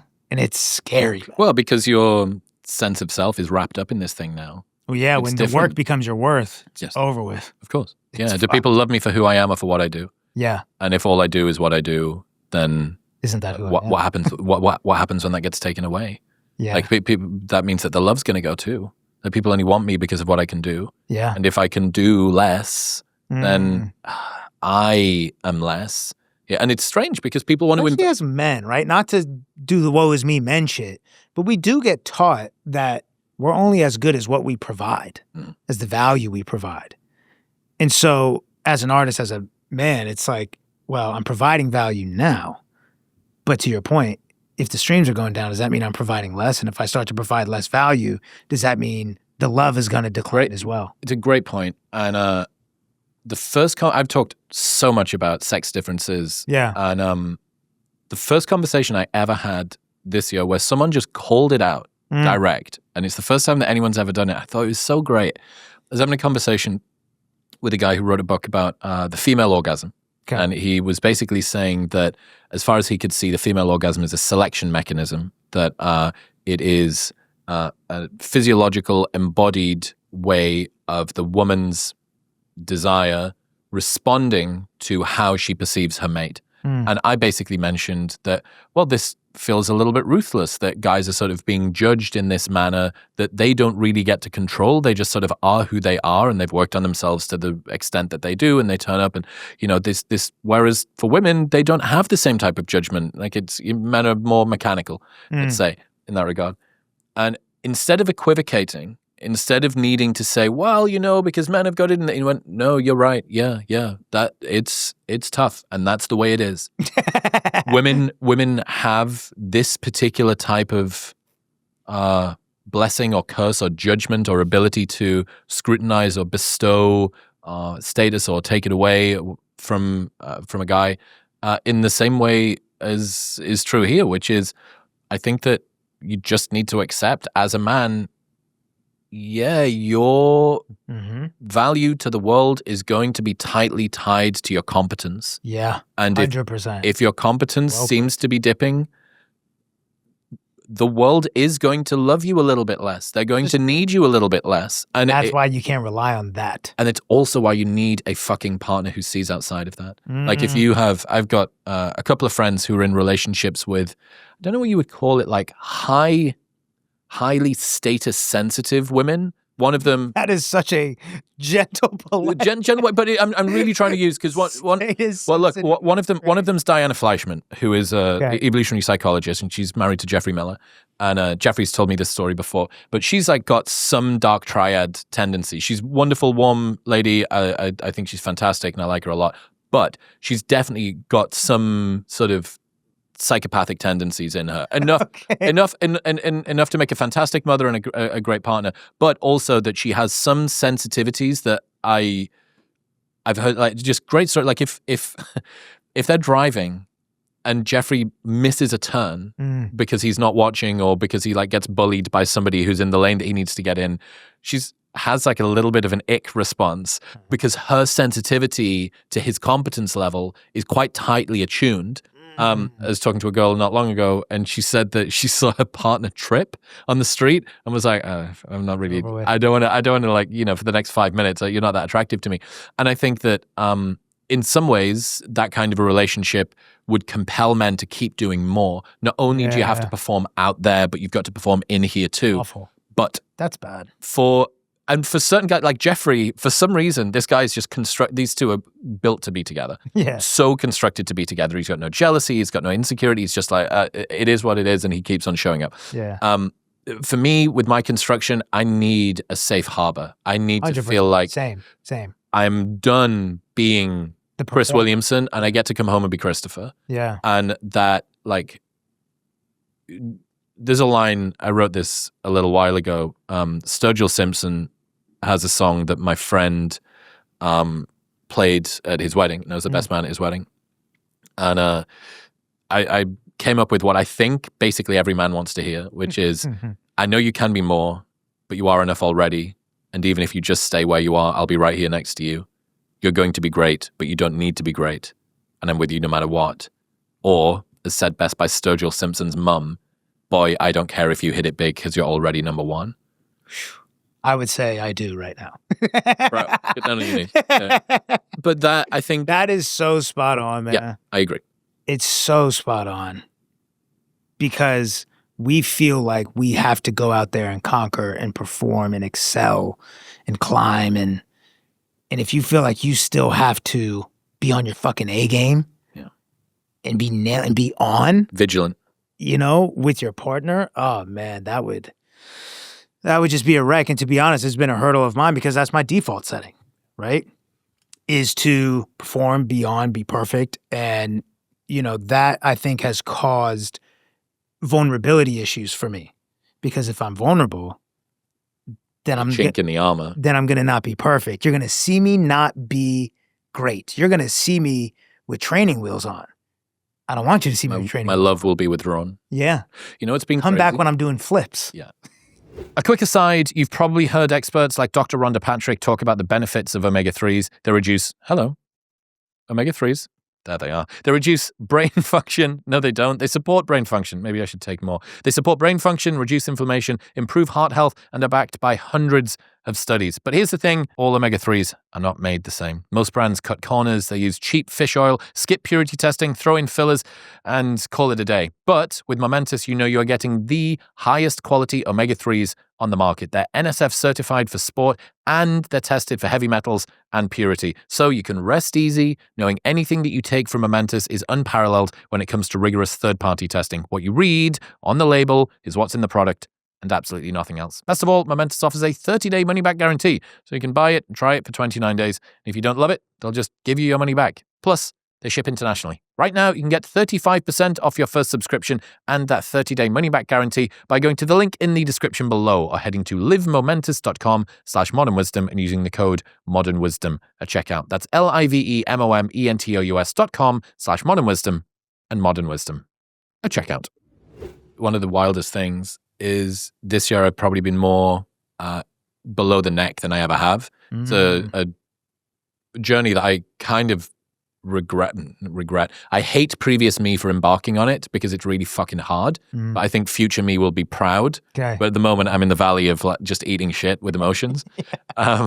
But one of the things that I've noticed this year, more people have said that they love me than ever before. More friends have said, you know, just guys, dudes that are like, I fucking love you, man. And then like, you know, just like it comes out of you sometimes.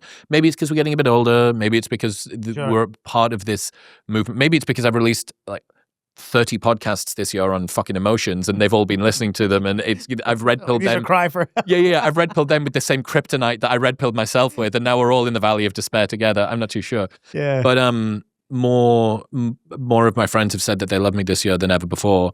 And I just have to fucking assume that that's because they actually got to see me a bit. They genuinely got to see me. Scary though. You know, I'm backstage at some show and I'm just in the fucking trenches. Like everything that could have gone wrong has gone wrong. And one of the shows 2 weeks ago, one of my boys like hugged me for 2 minutes. Must have been 2 minutes. And the other one said a prayer while we were there. And then I go out, did the show went good, came back. And I was like, fuck, like I borrowed his nervous system. Yeah. Like I fucking, like mine wasn't robust enough. So like he fucking lent me some of his peace. Yeah. Wow. So what great. would you do in that moment if they're not there? What does that look like?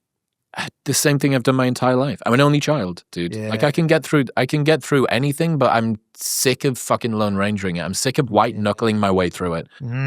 Because now not only do I know that the show went great and everybody really loved it and the people from CAA were there and they've got all of these notes and we need to do the blah blah thing, all this stuff.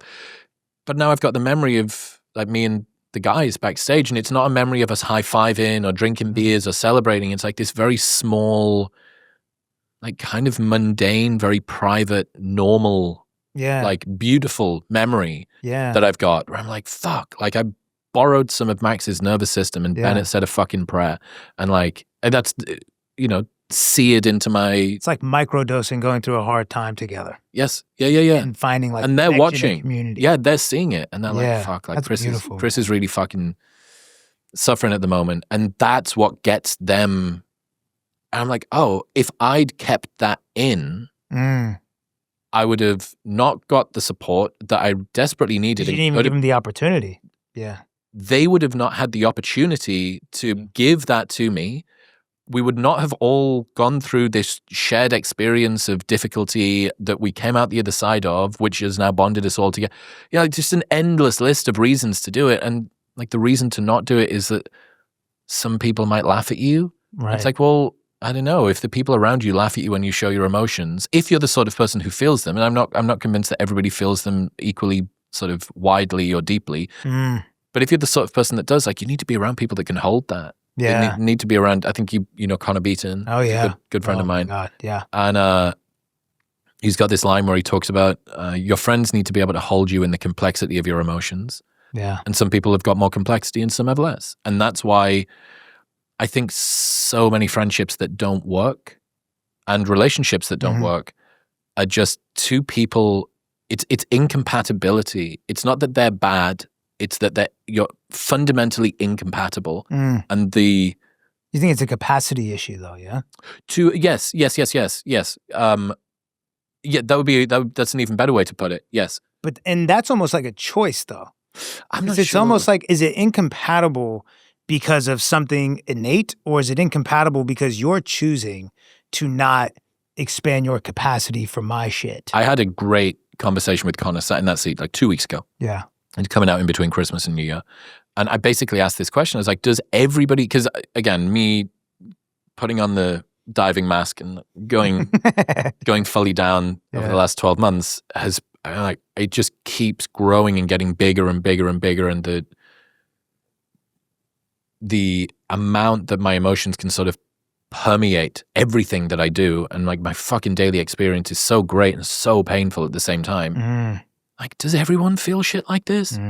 And his position was, genuinely, there are some people who just don't have that big of a breadth, or maybe their sort of net of positive and negative is skewed in different sorts of ways. Yeah. So, you know, if you're talking about excitement, they're happy to go there with you. But if you want to talk about wistfulness or rumination or vigilance or sadness or anxiety, they're not.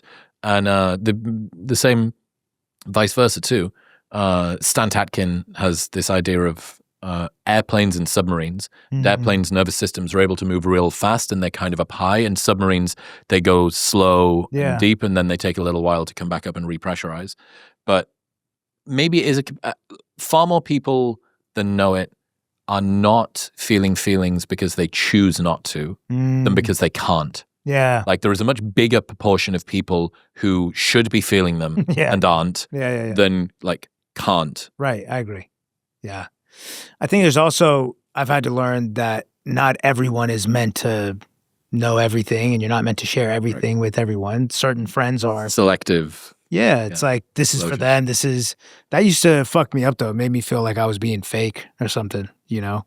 Like, nah, everyone in my life needs to get every part of me. Otherwise I'm being inauthentic. It's like, no, this is, you know? How do you balance vulnerability and strength? You're in an industry which is not exactly renowned for its acceptance of male fragility and inner work. Yeah. How do you think about balancing those? It's scary, and it's getting less scary because I'm doing it. So naturally I'm, you know, kind of disarming the fear by just facing it. It's scary because I know that not only is the genre that I'm in sort of resistant to vulnerability, but the audience of men are resistant to vulnerability. So, you know, I think my music and my career has gone through this transition where I would say before Santiago, this album that I put out 2023, everything before then was me about conquering the external terrain. And then Santiago marked the shift in this like line of demarcation where it was, well, now I'm going inward, you know? Let me explore this. And now the most recent album is sort of the integration. That's what I'm working on now. Because again, what I said earlier, I don't want to just endlessly self-monitor and just stay in here. Yep. You know, I do have to figure out what's the new dream now, you know? But I'm just a very big believer in being vulnerable and confronting the parts of you that are, you know, that you've been trying to act like don't exist. That's real strength. I don't think you're strong for being scared to face yourself, you know? And I think I even said it on this song Clue that I just put out like a couple weeks ago where I said the monsters, I'm making meds with monsters that you're scared to face, you know? And the demons you pretended don't exist, I'm fighting publicly. It's like that to me, what I'm doing, you know, is courageous. And I know it is because this is the kind of shit that I was scared to do in private. I was scared to sit with the parts of me that I didn't like in private. I'm telling you about them on a song. You know, I'm not rapping about someone else's life. This is my shit. You know what I mean? This is my life. These are songs that are sparking conversations with my parents and family members. And like, yo, what? You know, like this is real life. I'm fighting this shit publicly in hopes that one, it's because it's cathartic for me and I need to, and it's exciting for me to just talk about it. It's what I'm passionate about. But two, it's the hopes that a couple more years of doing this, the men in my fan base be like, okay, I can do it now, you know? You've given them permission. Right, right. You've given them permission, and the scariest thing is someone who does that permissionlessly. Yeah. Right? There was no permission to do that. Yeah. Or fewer role models, fewer archetypes. Yeah. Is there a verse of yours that still resonates with you sort of the most deeply, this huge, massive back catalog of yours? Is there something that you come back to as a philosophy lots? Wow. I've never been asked that. Shit. I have recency bias though. It's just whatever the most recent song is. Probably Clue. Because Clue is the first song where I have said what I've been trying to say for years, which is you just don't have a clue about what it's like to be me. And I didn't know how to articulate it without sounding like whining about success, you know? And so I was very intentional about not making it sound like that, not talking about anything material really. But you know, the second verse is, I resent your audacity. You can't last as me, you spineless fucker. You can't hold your life together, let alone the lives of others. So who you talking to? Like, and it goes into this whole thing about just like, I don't resent you. I resent your audacity that you think you know what this is. You don't, and that's okay. And what I tell people is sometimes your level of understanding should just be that you don't understand. And that's got to be enough. You're claiming that you do. And you haven't done the life experience to understand, and you're commenting. So you just haven't earned the experience to comment on this. And that goes for so many people. That's what spawned my posts about people comparing struggles. It's like, I would never critique or comment somebody's struggle that I just don't know about. I don't have the resume. I don't have the credentials to comment on what it's like to be, you were a single mom and this happened, you lost your job. Or a med student. Yeah, it's like, I don't fucking know. Yeah. Like, I kind of get imposter syndrome when fans hit me up with like certain stories of theirs where they're like, I'm going through this. What do you think I should do? I'm like, I have no fucking idea. That sounds fucking hard, dude. Yeah. And, that's something I've had to learn too is within my own family is that fine line between empathy and jumping into the hole with y'all. You're going through a hard time? Well, fuck it, me too now. Because that to me is what love is and caring is, but that does us no good. Have you got into Joe Hudson? Are you familiar with Joe? No. I'll send you some of his stuff. So he's good, really, really great coach, Eastern, Western stuff, and he's got a framework for conversations, view, vulnerability, impartiality, empathy, and wonder. So vulnerability is speaking your truth, especially when it's scary. Impartiality is not trying to change your experience. Empathy is sitting in the emotion without becoming the emotion. And wonder is curiosity without an outcome. Wow. So view, vulnerability, impartiality, empathy, and wonder. And really, that's just emotional sovereignty is what Correct. All wrapped up is that. That's been the toughest thing for me. How do I hear about a hard time my mom's going through without wanting to make her emotions my emotions? Well, the problem, there's two reasons there, multiple fucking horrible things. Yeah. First one, if you absorb somebody else's emotions as yours, you're now in a much more unfunctional position to be able to help them. Exactly. You don't have the bandwidth. Secondly, if someone is upset and they see that their upset is causing you to be upset, that means that they feel like their pain is hurting you and they'll clamp it down. Exactly. So there isn't room for it. And I mean, one of the things that Connor says that I've never heard anybody say before, which I think is such a fucking wonderful, like reassuring third place. So Joe talks about speaking from the third place. So first place is judgment, second place is savior, third place is just impartiality. So you can even feel it when you sort of sit in it. So the next time that someone's trying to have a difficult conversation with you, just sat across, if you've got like an open posture, so your feet are on the ground and your hands are just sort of on your thighs and you're not sort of forward and you're not sort of back and doing the judgment thing, you just sat in a third place. And you're balanced between that judgment and that savior position. Wow. And Connor had this line where he said, your emotions aren't too big for me. Oh, dude, your emotions aren't too big for me. Yeah. I can hold you in this. That's fine. I'm safe. I'm okay. Yeah. You don't need to worry about you. You worry about you. You don't need to worry about me. Yeah. Right? And I thought it was so wonderful. It is, man. God, that has been a challenge of my 30s. I've gotten better at it now. But it used to be, I couldn't understand why me swooping in to fix things and being so affected by your emotions to the point where they feel like they're mine, what I was doing wrong. I could have swore like, no, you're the one that's fucked up for catastrophizing small shit and freaking out to the point where I got to feel like I got to swoop in. But I had to learn that, well, wait a second. I'm not doing anyone a service by jumping into this fucking lake with you while you're drowning, but you're not really drowning. Your feet are on the floor. You're just flapping your arms. And I'm starting to flap my arms too. Like, yeah, what is going, you know what I mean? That's not doing anything. So I had to learn my emotions end here and yours start there. And there's space. And now I can still be here for you and I can help. And if you don't want a solution, that's fine. I can just be here. And I have so much more bandwidth now.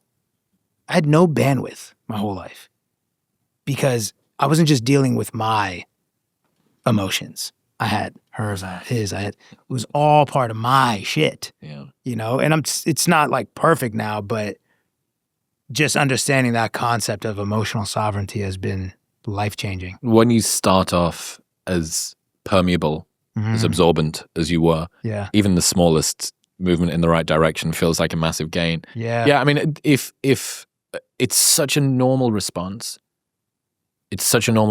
somebody's going through something and you want to say it's going to be okay. You want to make them be okay. I'll fix it. Because they're in pain and you don't want them to be in pain.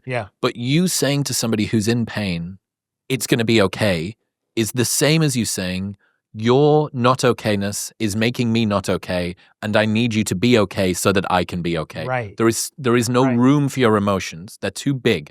They're too big, and they're making me uncomfortable, or I don't think that you can handle them, or something. So I'm going to step in and I'm going to like pervert this direction that you're on, as opposed to just going, fuck, man, I'm really sorry that you're feeling that. Yeah.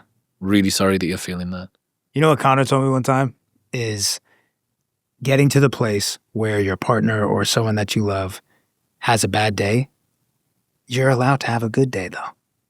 Them having a bad day. Oh, wow. Yeah. Like, and it's not threatening to them, and it's not guilt-ridden to you. Yeah. Your wife, your mom, whoever, they can be having a bad day and you're still allowed to have a good day. Wow. And that was a huge shift for me, because I was like, nah, if my girl's having a bad, I'm upset. But then that creates that whole, so me being upset is now making you upset? Of course. And it's just a mess. Obligation. There's no space. Yeah. Obligation's a weird one. Yeah, man, that, in order for you to not be okay, in order for me to be okay, I need you to not be okay. Like, that's the inverse, which is people who take a degree of like cathartic, resentful pleasure in their part, somebody in their life falling behind. That's the rivalrous sort of nature thing. So it occurs on both sides. Like the people that you're coming up with, you're brushing shoulders and a couple of sharp elbows with, and you see somebody fall behind. And then, so if you reflect on that enough and you're an empathetic human, you realize that that's kind of a toxic fuel, and you don't really want to be using that. You don't want your success to stand on the shoulders of other people's downfalls. Yeah. And then the people in your life, if they feel bad, now you feel bad. Like you felt guilty for that one. And so that emotional sovereignty, I think, is a lovely way to think about it. Joe, an equivalent of that is vagal authority, where he says in a room, if somebody is losing their shit, do you maintain your vagal independence? Yeah. And I think it's cool that you've arrived at the same realization. Yeah. Well, yeah, my default setting was to be intertwined, you know? So even with my career, you know what I mean? Projected onto my fans, like the emotional enmeshment I'm in with my fans and career is damaging sometimes. You know, because sometimes I'll catastrophize what's happening in my life because the streams being low this time feels existential. And then I'll show up with that energy to the world and to my fans. And it's... What does that energy look like? I don't know if it is... I think it's covert. I hope it's covert. They're like, nah, we can tell. Yeah. You're a mess. Yeah, you're a mess and we know. I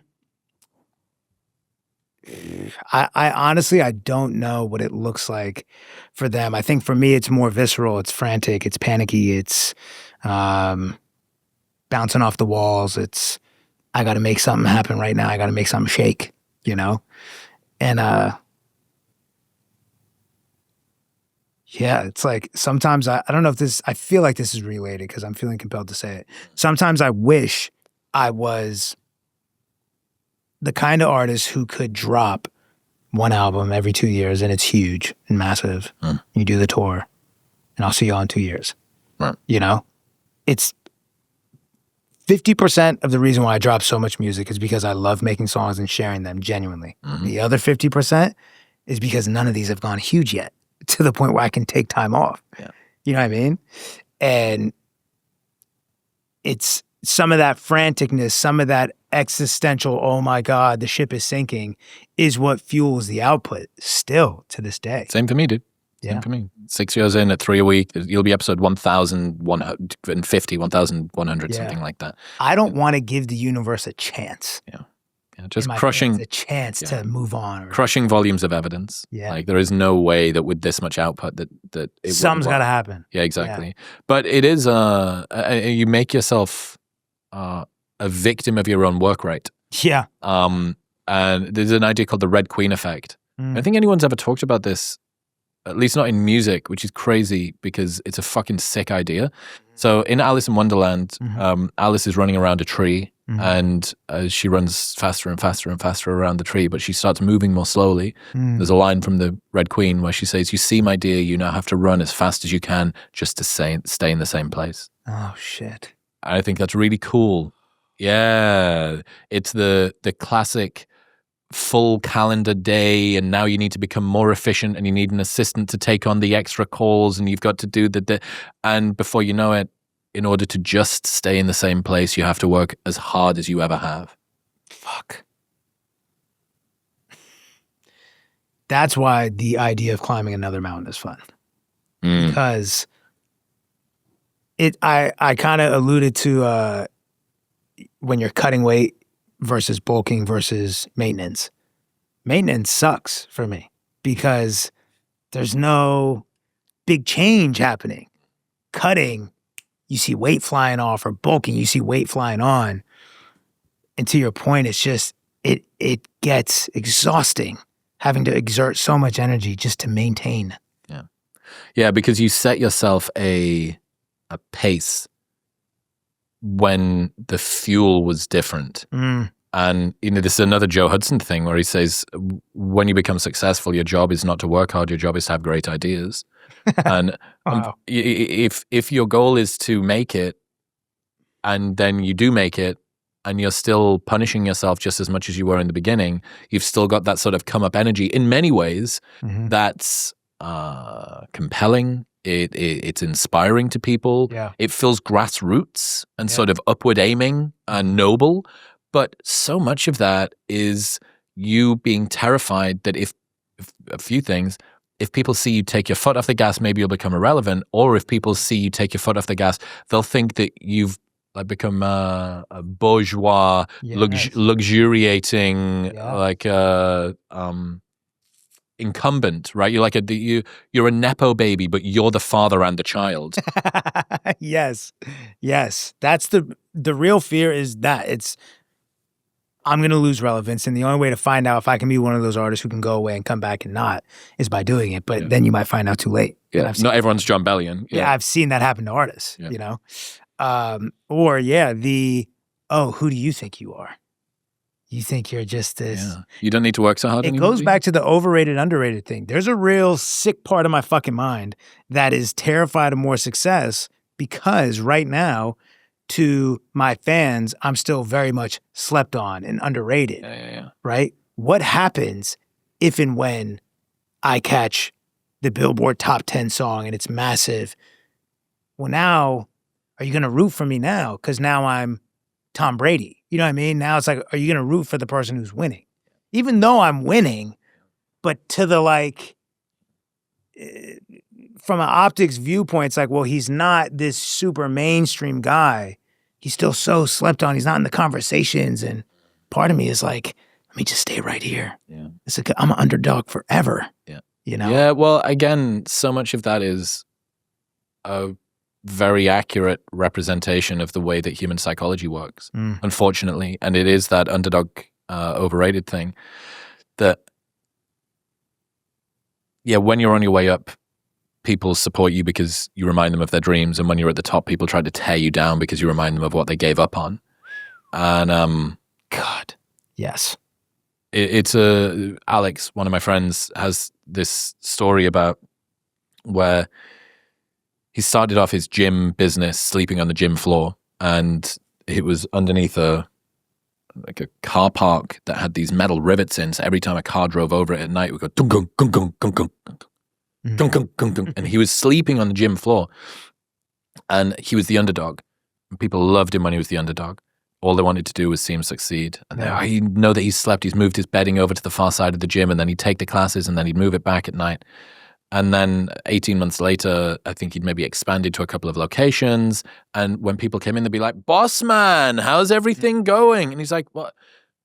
I did what you said you wanted me to do. I did it. Yeah. And now that I've done it, the dynamics changed. Yeah. And you're no People longer in want my you to be in corner. pursuit forever, because that's relatable.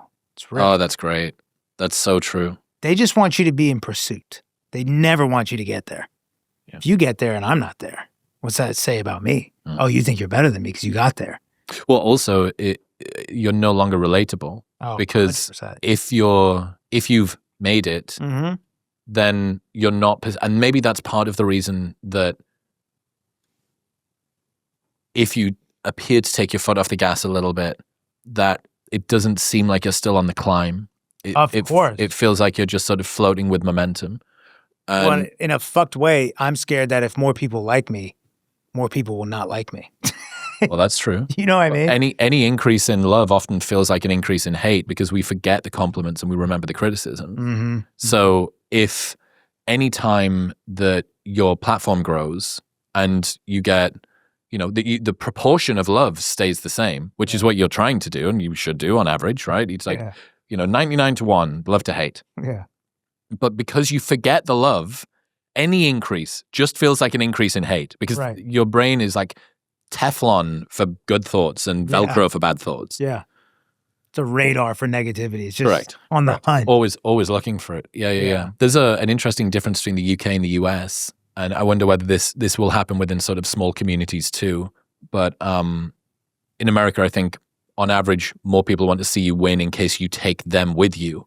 And in the UK, people want to see you stay where you are in case you leave them behind. Wow. And this disparity between the two. So there was an article that came out in the Times, and the lady who wrote this article was basically saying we've got 3 podcasters from the UK in the top 10 this year, and it's really cringe and embarrassing because they're all doing personal development. And British people should satisfyingly wallow in their own misery, and they should be stiff upper-lipped in their own loneliness and discomfort. And trying to sort of improve yourself is sort of like lame and cringe and very Americanized and not cool. And I just thought, what a shame. I mean, our country is not exactly showering itself in glory at the moment. Yeah. And if there was any better representation of how much the UK culture is one of tall poppy syndrome, that even in the opportunity to celebrate the fact that we're punching above our weight on the world stage when the country's kind of eating shit at the moment. Yeah. No, we shouldn't have done it. We should have done it. You should have succeeded this way. Ironic speech. It was too earnest. It was too serious. Yeah. You were trying to make remember your place. Remember where you are. Remember where you're from. Right. And I just thought, what a wonderful example of our culture. Like, that's our cultural export at the moment. Not this. Not a conversation about earnestness and bravery with emotions and trying to improve yourself. Yeah. Not a ungainly, unwieldy, delicate conversation about how to balance lots of conflicting and intention desires in life, but like a piss-taking comment going, lol, this is fucking gay. Dare I say on brand, because it's a bit snobby.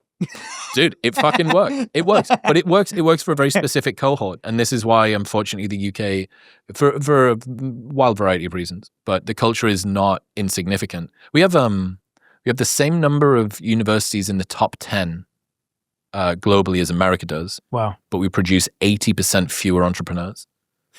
And you've got King's College London, Oxford, Cambridge, maybe Durham's in there, I'm not sure. It's at least 3. And you think, so our candidate, remembering that we'll have Americans, right? Yeah, so like we'll imbibe people from other countries, fucking Stockholm syndrome into our culture of like, don't get too big for your boots. Yeah. Dude, this is so hilarious. I just thought it was so interesting. I think society wants to keep people at arm's length when it comes to relatability. It's too scary when you're so far away from where I'm at, especially when I knew you when you were right there. It's just confronting for people. And I just think people want you to be successful, just not more than them. You know what I mean? Like, climb up the ladder. Just don't pass me, though. I want you to climb as high as you can, as long as it's not higher than me. Yeah, as high, but just a tiny little bit. And then stay here forever and let's grind it out. Yeah. Forever. Let's be in a perpetual grind. Yeah. I love that idea about people want to always see you in pursuit. Yeah. Yeah, there's something romantic about it. There's something relatable about it. Mm-hmm. But that keeps people sort of with their foot on the gas. Again, like, if the things that you want to have happen, if you build the business, the body, the whatever, what happens when you get there? Like, what is your plan when you finally get there? Because you kind of need to have one. And what you'll find is, if you think about you're doing this big fucking journey, this massive, massive journey, and you've got to get to this place that's really, really, really far away. And the start of the journey is you going across a river. So you're in a boat. And then you realize 500 miles later that you're out of the river, but you're still carrying the fucking boat on your head. You're like, this tool, this fuel was meant for then, but it's not meant for now. And I think we have a very poor judgment of when we're supposed to let go of those tools of need for validation, insufficiency, desperate desire to be liked by that girl, to the kids that didn't believe in me in school, like finally make mom and dad love me, whatever. Like, you're very bad at switching fuels. Yeah. Well, but again, it's because most people live in this suspended chase forever. Most people are chasing the thing forever. And so they're not trying to hear any sort of pitfalls of the thing. I'm chasing that. Do you mind? You know what I mean? Like, that's the mentality. And what can you tell them? It's kind of like, think about the Alchemist book and Santiago just getting to the oasis. And is that where the name for the album came from? Yeah. Have you walked it, the Camino? No. So I don't know whether I'm going to, but I might do the epilogue to the Santiago over New Year. Wow. So you do the big Camino to Santiago, you finish in Santiago Square. Is that I think I'm talking about Paulo Coelho, the Alchemist. Yeah. That's it? So Santiago's, it's a different Camino, but I think Paulo Coelho walked it, and got it, it's got to be related to his name. The journey that he takes him through fucking Egypt and all the rest of the stuff. Yeah. But anyway, you walk from east to west, and Santiago's kind of northwest of Spain, kind of above Portugal, but there's an epilogue to the walk, and it goes from Santiago to Finisterre, and they thought it's the most westerly point of Spain, and they thought it was the edge of the world. Oh, shit. Because out in front of you is just the Atlantic. Wow. So it's about 90K, something like that, and you can do it in 5 days-ish. So I'm thinking I'm going to go to my mom and dad's for Christmas, and then I'm going to fly there on my own, and I'm thinking about doing that over New Year's. Yeah. So That's walk sick. to the edge of the world from the Middle Ages. Perception. Yeah. You were saying Santiago album. Yeah, I just think that, it's kind of like Santiago goes on this whole journey. He falls in love with the girl in the desert, the oasis. He wants to stay at the oasis, but he's like, that's not even what the fuck I was supposed to be doing. And she's like, you're a man of the desert. You're supposed to keep going. And he goes to the pyramid. He gets to the pyramid, and he swears that there's gold there. And that's why he was going. And he's digging the shit up, and there's no gold. And then he just like gets his ass beat. And they joke with him like, oh, he's probably thinking about the gold that's buried under that tree in Andalusia, which is where the story starts. Is Santiago waking up under this tree where the gold was at the whole time. So I still kind of oscillate on what to make of it, but I just think it's kind of how I interpreted it was you all along. That was the last kind of song on my album was you were looking for you, but you needed to go on this journey to end up kind of right back where you were, which is with yourself and understanding that the journey was beautiful. You met this girl, you met Fatima, you met all these people, you learned what you're capable of, which I think is kind of why men have this fascination with self-sabotaging, is because we all want to see what we're capable of, and it's kind of fucked. It's a very toxic attraction to bottoming out, what are we capable of? But that goes back to when the chips are down. Yeah, but that goes back to not having enough initiatory experiences. Yeah. Well, I think it's certainly the thing, and this wasn't my insight, I'm stealing it, but that wasn't mine either. Yeah. Well, I think that it's the best reading of that story, in my opinion, is ending up at the place that you started is not the same as having never left. Right. That's beautiful. In order to go on this journey. So there's this example, I think that's so beautiful. Some ancient Greek philosopher like Aristotle or something. And he said, imagine that you have a cork bobbing in the ocean and you have a ship that goes out and they're friends. And the ship goes out, it sails around, it goes and visits places and people get on and people get off. And there's a cork that's bobbing in the harbor. And then the ship, eventually after this long journey, it comes back and the cork and the ship, they talk to each other. And the ship says to the cork, well, sort of, what did you do? Did you go on a journey? He said, well, I was here. I was out in the ocean. I've been to the ocean the same time as you. Yeah. It's the difference between going on a journey and staying in the harbor and bobbing up and down. The time's going to pass anyway. You're still in the water. Yeah. But what have you done? What did that adventure look like? About fulfillment, right? Yeah. It's funny too, I always think about that old like fisherman proverb when you talk about what do you do when you arrive. The whole like the guy's out on the boat fishing, the businessman comes, and this is what I'm doing right now. It's just so strange to me. I can't get a grasp on where my hunger is supposed to be pointed. Well, humans aren't designed to arrive. We've never been designed to arrive. Yeah. Even ancestrally, when agricultural revolution, like 13,000 years ago, something like that. Before that, the amount of food that you could store was as much as you could collect that day plus a bit. Yeah. There is no arriving. There is just constant pursuit. There is just strive. Yeah. So we are really maladapted to an environment in which you can actually take your foot off the gas. And then if you've been given a lot of reward by the world and you've habituated it and you've built all of these patterns and these sources of validation and just your daily behavioral routines, like, I need to let go of all of this plus a few million years of programming in a desperate attempt to just be able to go. To just be. I've arrived. Yeah. Good luck. And then where does your sense of self-worth come from then? And I think that that's the big question that people, lots of people that listen to your music and listen to my show will become successful and they will face a question that's not too dissimilar to this, which is, fuck, I thought that this thing was the answer to my problems. It's not. Am I going to keep eating more of the food that I know doesn't hydrate me in a desperate attempt to think that it will, or am I going to turn around and try and find where the sort of problem comes from? And that's the therapy thing. I think in the meantime, I just keep doing the work. I keep making this. What does that look like to you? Well, for me, just learning that the fruits of my labor, that whole saying, the labor's the fruit, And so while I try to figure out what the fuck to do and where to go and where to point my ambition and hunger and where to get a charge from in the new dream, I'm going to at least keep my feet moving and keep doing the work of my artistry, because that is still a huge sense of fulfillment for me. To still make a song, to have an idea, turn nothing into something, to execute an idea, for it to sound like this in my head and then it comes out sounding like that. It's still extremely rewarding. It's visceral when it happens.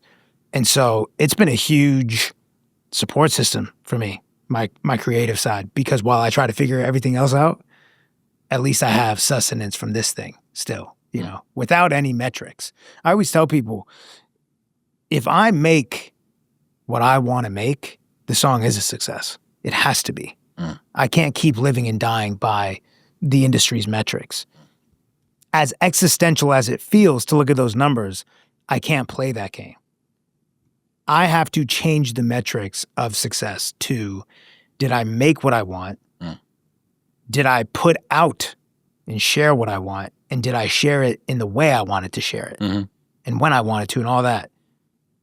That creative freedom and creative execution has to be my metric for It feels success. like authenticity. Yeah. Well, the problem there is...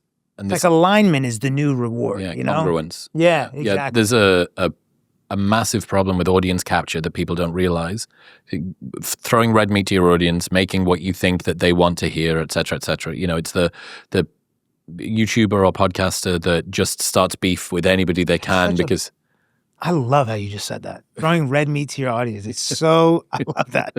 It's so true. It's the musician that just has reverse engineered the exact type of beat or sound that's popular at the moment, and I'm going to do it, and then it'll work or whatever. But the problem is, there's many millions, gazillions of problems. One of the really existential ones, if you do try and go down that route, is if the audience doesn't like what you did, you have no route out because you don't know what you were trying to achieve because it didn't come from you internally, and you will fucking hate your audience because you said, I did this for you. It's like resent them. It's like being the child of a tough parent, not wanting to go and play violin, playing violin, making chair, and then your parent not being impressed. And you're going, but I did it all for you. I did it for your adoration. I didn't do it because I wanted to. And you will hate your audience. Yeah. You will hate your audience if you make something for them. You will hate your audience if you just make stuff for them, no matter how successful it is or not. But if you make something for them and then they don't love it, you're going to feel, it's going to shoot you through the heart. You go, I didn't even do it. I didn't even do me. I did this for you and you rejected me. Yeah. That's Rick Rubin always talks about the audience has to come last, which I think is just so true. And it's harder when there is an audience, kind of what we were saying earlier. It's real easy to put the audience last when there isn't an audience. Of course, I don't care. It's like no one cares. You're not. I mean, you don't care. Nobody cares. It's, man, that creative freedom, that is maybe the biggest thing I miss about the come up and being like an up and coming artist is the innate freedom that just comes with it. Yeah. You know? I know nobody's watching. So I don't have a doubt in my mind that I'm making what I actually want to make back then. Mm. But now I think I'm making what I want to make. No. But there's no way I can say that with full confidence because even if it's subconscious, there is something that's saying, people are going to hear this, right? Yeah. I mean, the one advantage, I think, I have many disadvantages over the world of live music and recorded music. One of the advantages is that during a conversation, your ability to restrict what it is that you mean and what you say, your ability to perform does get eroded a little bit. If you're 2 hours into a conversation, you're usually sort of bits of you start to leak out. Like authenticity begins to bleed through. Yeah. Very difficult to keep the endurance race going. And if that's the case, it means, well, I can probably be pretty reliably assured that what I'm saying is actually like pretty aligned with what I mean to say and what I feel. Yeah. And when you spend so long refining 2 a.m, you're looking at this fucking kick drum for the 1,000th time, going like, fuck, should I put more cutoff on it? I don't know if I do. I don't know if I like the sound of it. Maybe I should just sack this entire thing off. Yeah. But the opportunity for you to obsess, I've never even realized that before, but that's a real blessing, I think, of this. That it really is one and done. And we don't edit anything. We never cut anything. Beautiful. Which means that the tightrope walk of if you fucked it or if there was a long pause or if you forget a thing, like that's in because it was part of the vibe. Yeah. Right? You're not supposed to, it's a difference between a track which is supposed to be as perfect as possible, right? You can have just played like one note, like bing, okay, we'll add that in, and then bing, and then we'll add that in, and that over time will construct a fucking riff. The opposite would be one take, all instruments, single mic. A lot of my best shit is accidents. Because I don't believe in accidents in the studio. A lot of times I'll accidentally fill in this pattern of a hi-hat, or I'll accidentally, like, I meant to click on that piano sound, but I clicked on this plucked fucking sound from mandolin. Yeah. And I went to do the melody and I was like, oh shit, that's crazy. So it's so many times. That's where you kind of have to start exercising your ability to surrender. Surrender to the moment, surrender to the idea surrender to faith, really. That's been a big challenge of mine, faith in general. I've had to do that at my shows, because doing the shows sober, right before I go on stage, the last thing I have to do, the obligation that I have, is to commit to surrendering. It's going to be out of my control once I'm up there. I don't know if this is a good crowd, bad crowd. If the mic's going to fucking go out, my ears are going to go out. But I got to surrender, because when I start feeling like what's about to be out there, like, now I'm in my head. I got to get in my body. But to get in my body, my thoughts and my brain has to surrender to the concept of faith. But faith is difficult for me because I don't trust anyone more than I trust myself, you know? And that's real tough because I micromanage fucking everything because I would rather be the reason why something fucks up than you. Because at least, you know what? I took the last shot, you know? But it's not collaborative, you know? It doesn't curate or foster any trust with coworkers, you know? Because it just makes them feel incompetent. So you don't trust that I can do my job. No, I do. I think I just do it better. You know, but like that used to be the mentality. That's any solopreneur that's ripped a project off the launch pad themselves. Yeah. You did do everything. And it's still that delusional self-belief that I can do that. Because again, it also comes from knowing I was not the most talented out the gate. That I had to work and bust my ass and spend so much time in the studio to just even get my shit to a level where it could be enjoyed by a shit ton of people. So I look at any other endeavor the same. I'm like, if I spend enough time, I do think I could get good at that. I just do because this didn't come easy. Now, if this came easy to me, I think I would just not understand the grind of getting good at something, of developing the skill. I know that I have what it takes to commit to something and build a skill. But sometimes, again, it's like and my friends have told me this, like you're downplaying how talented you were, though.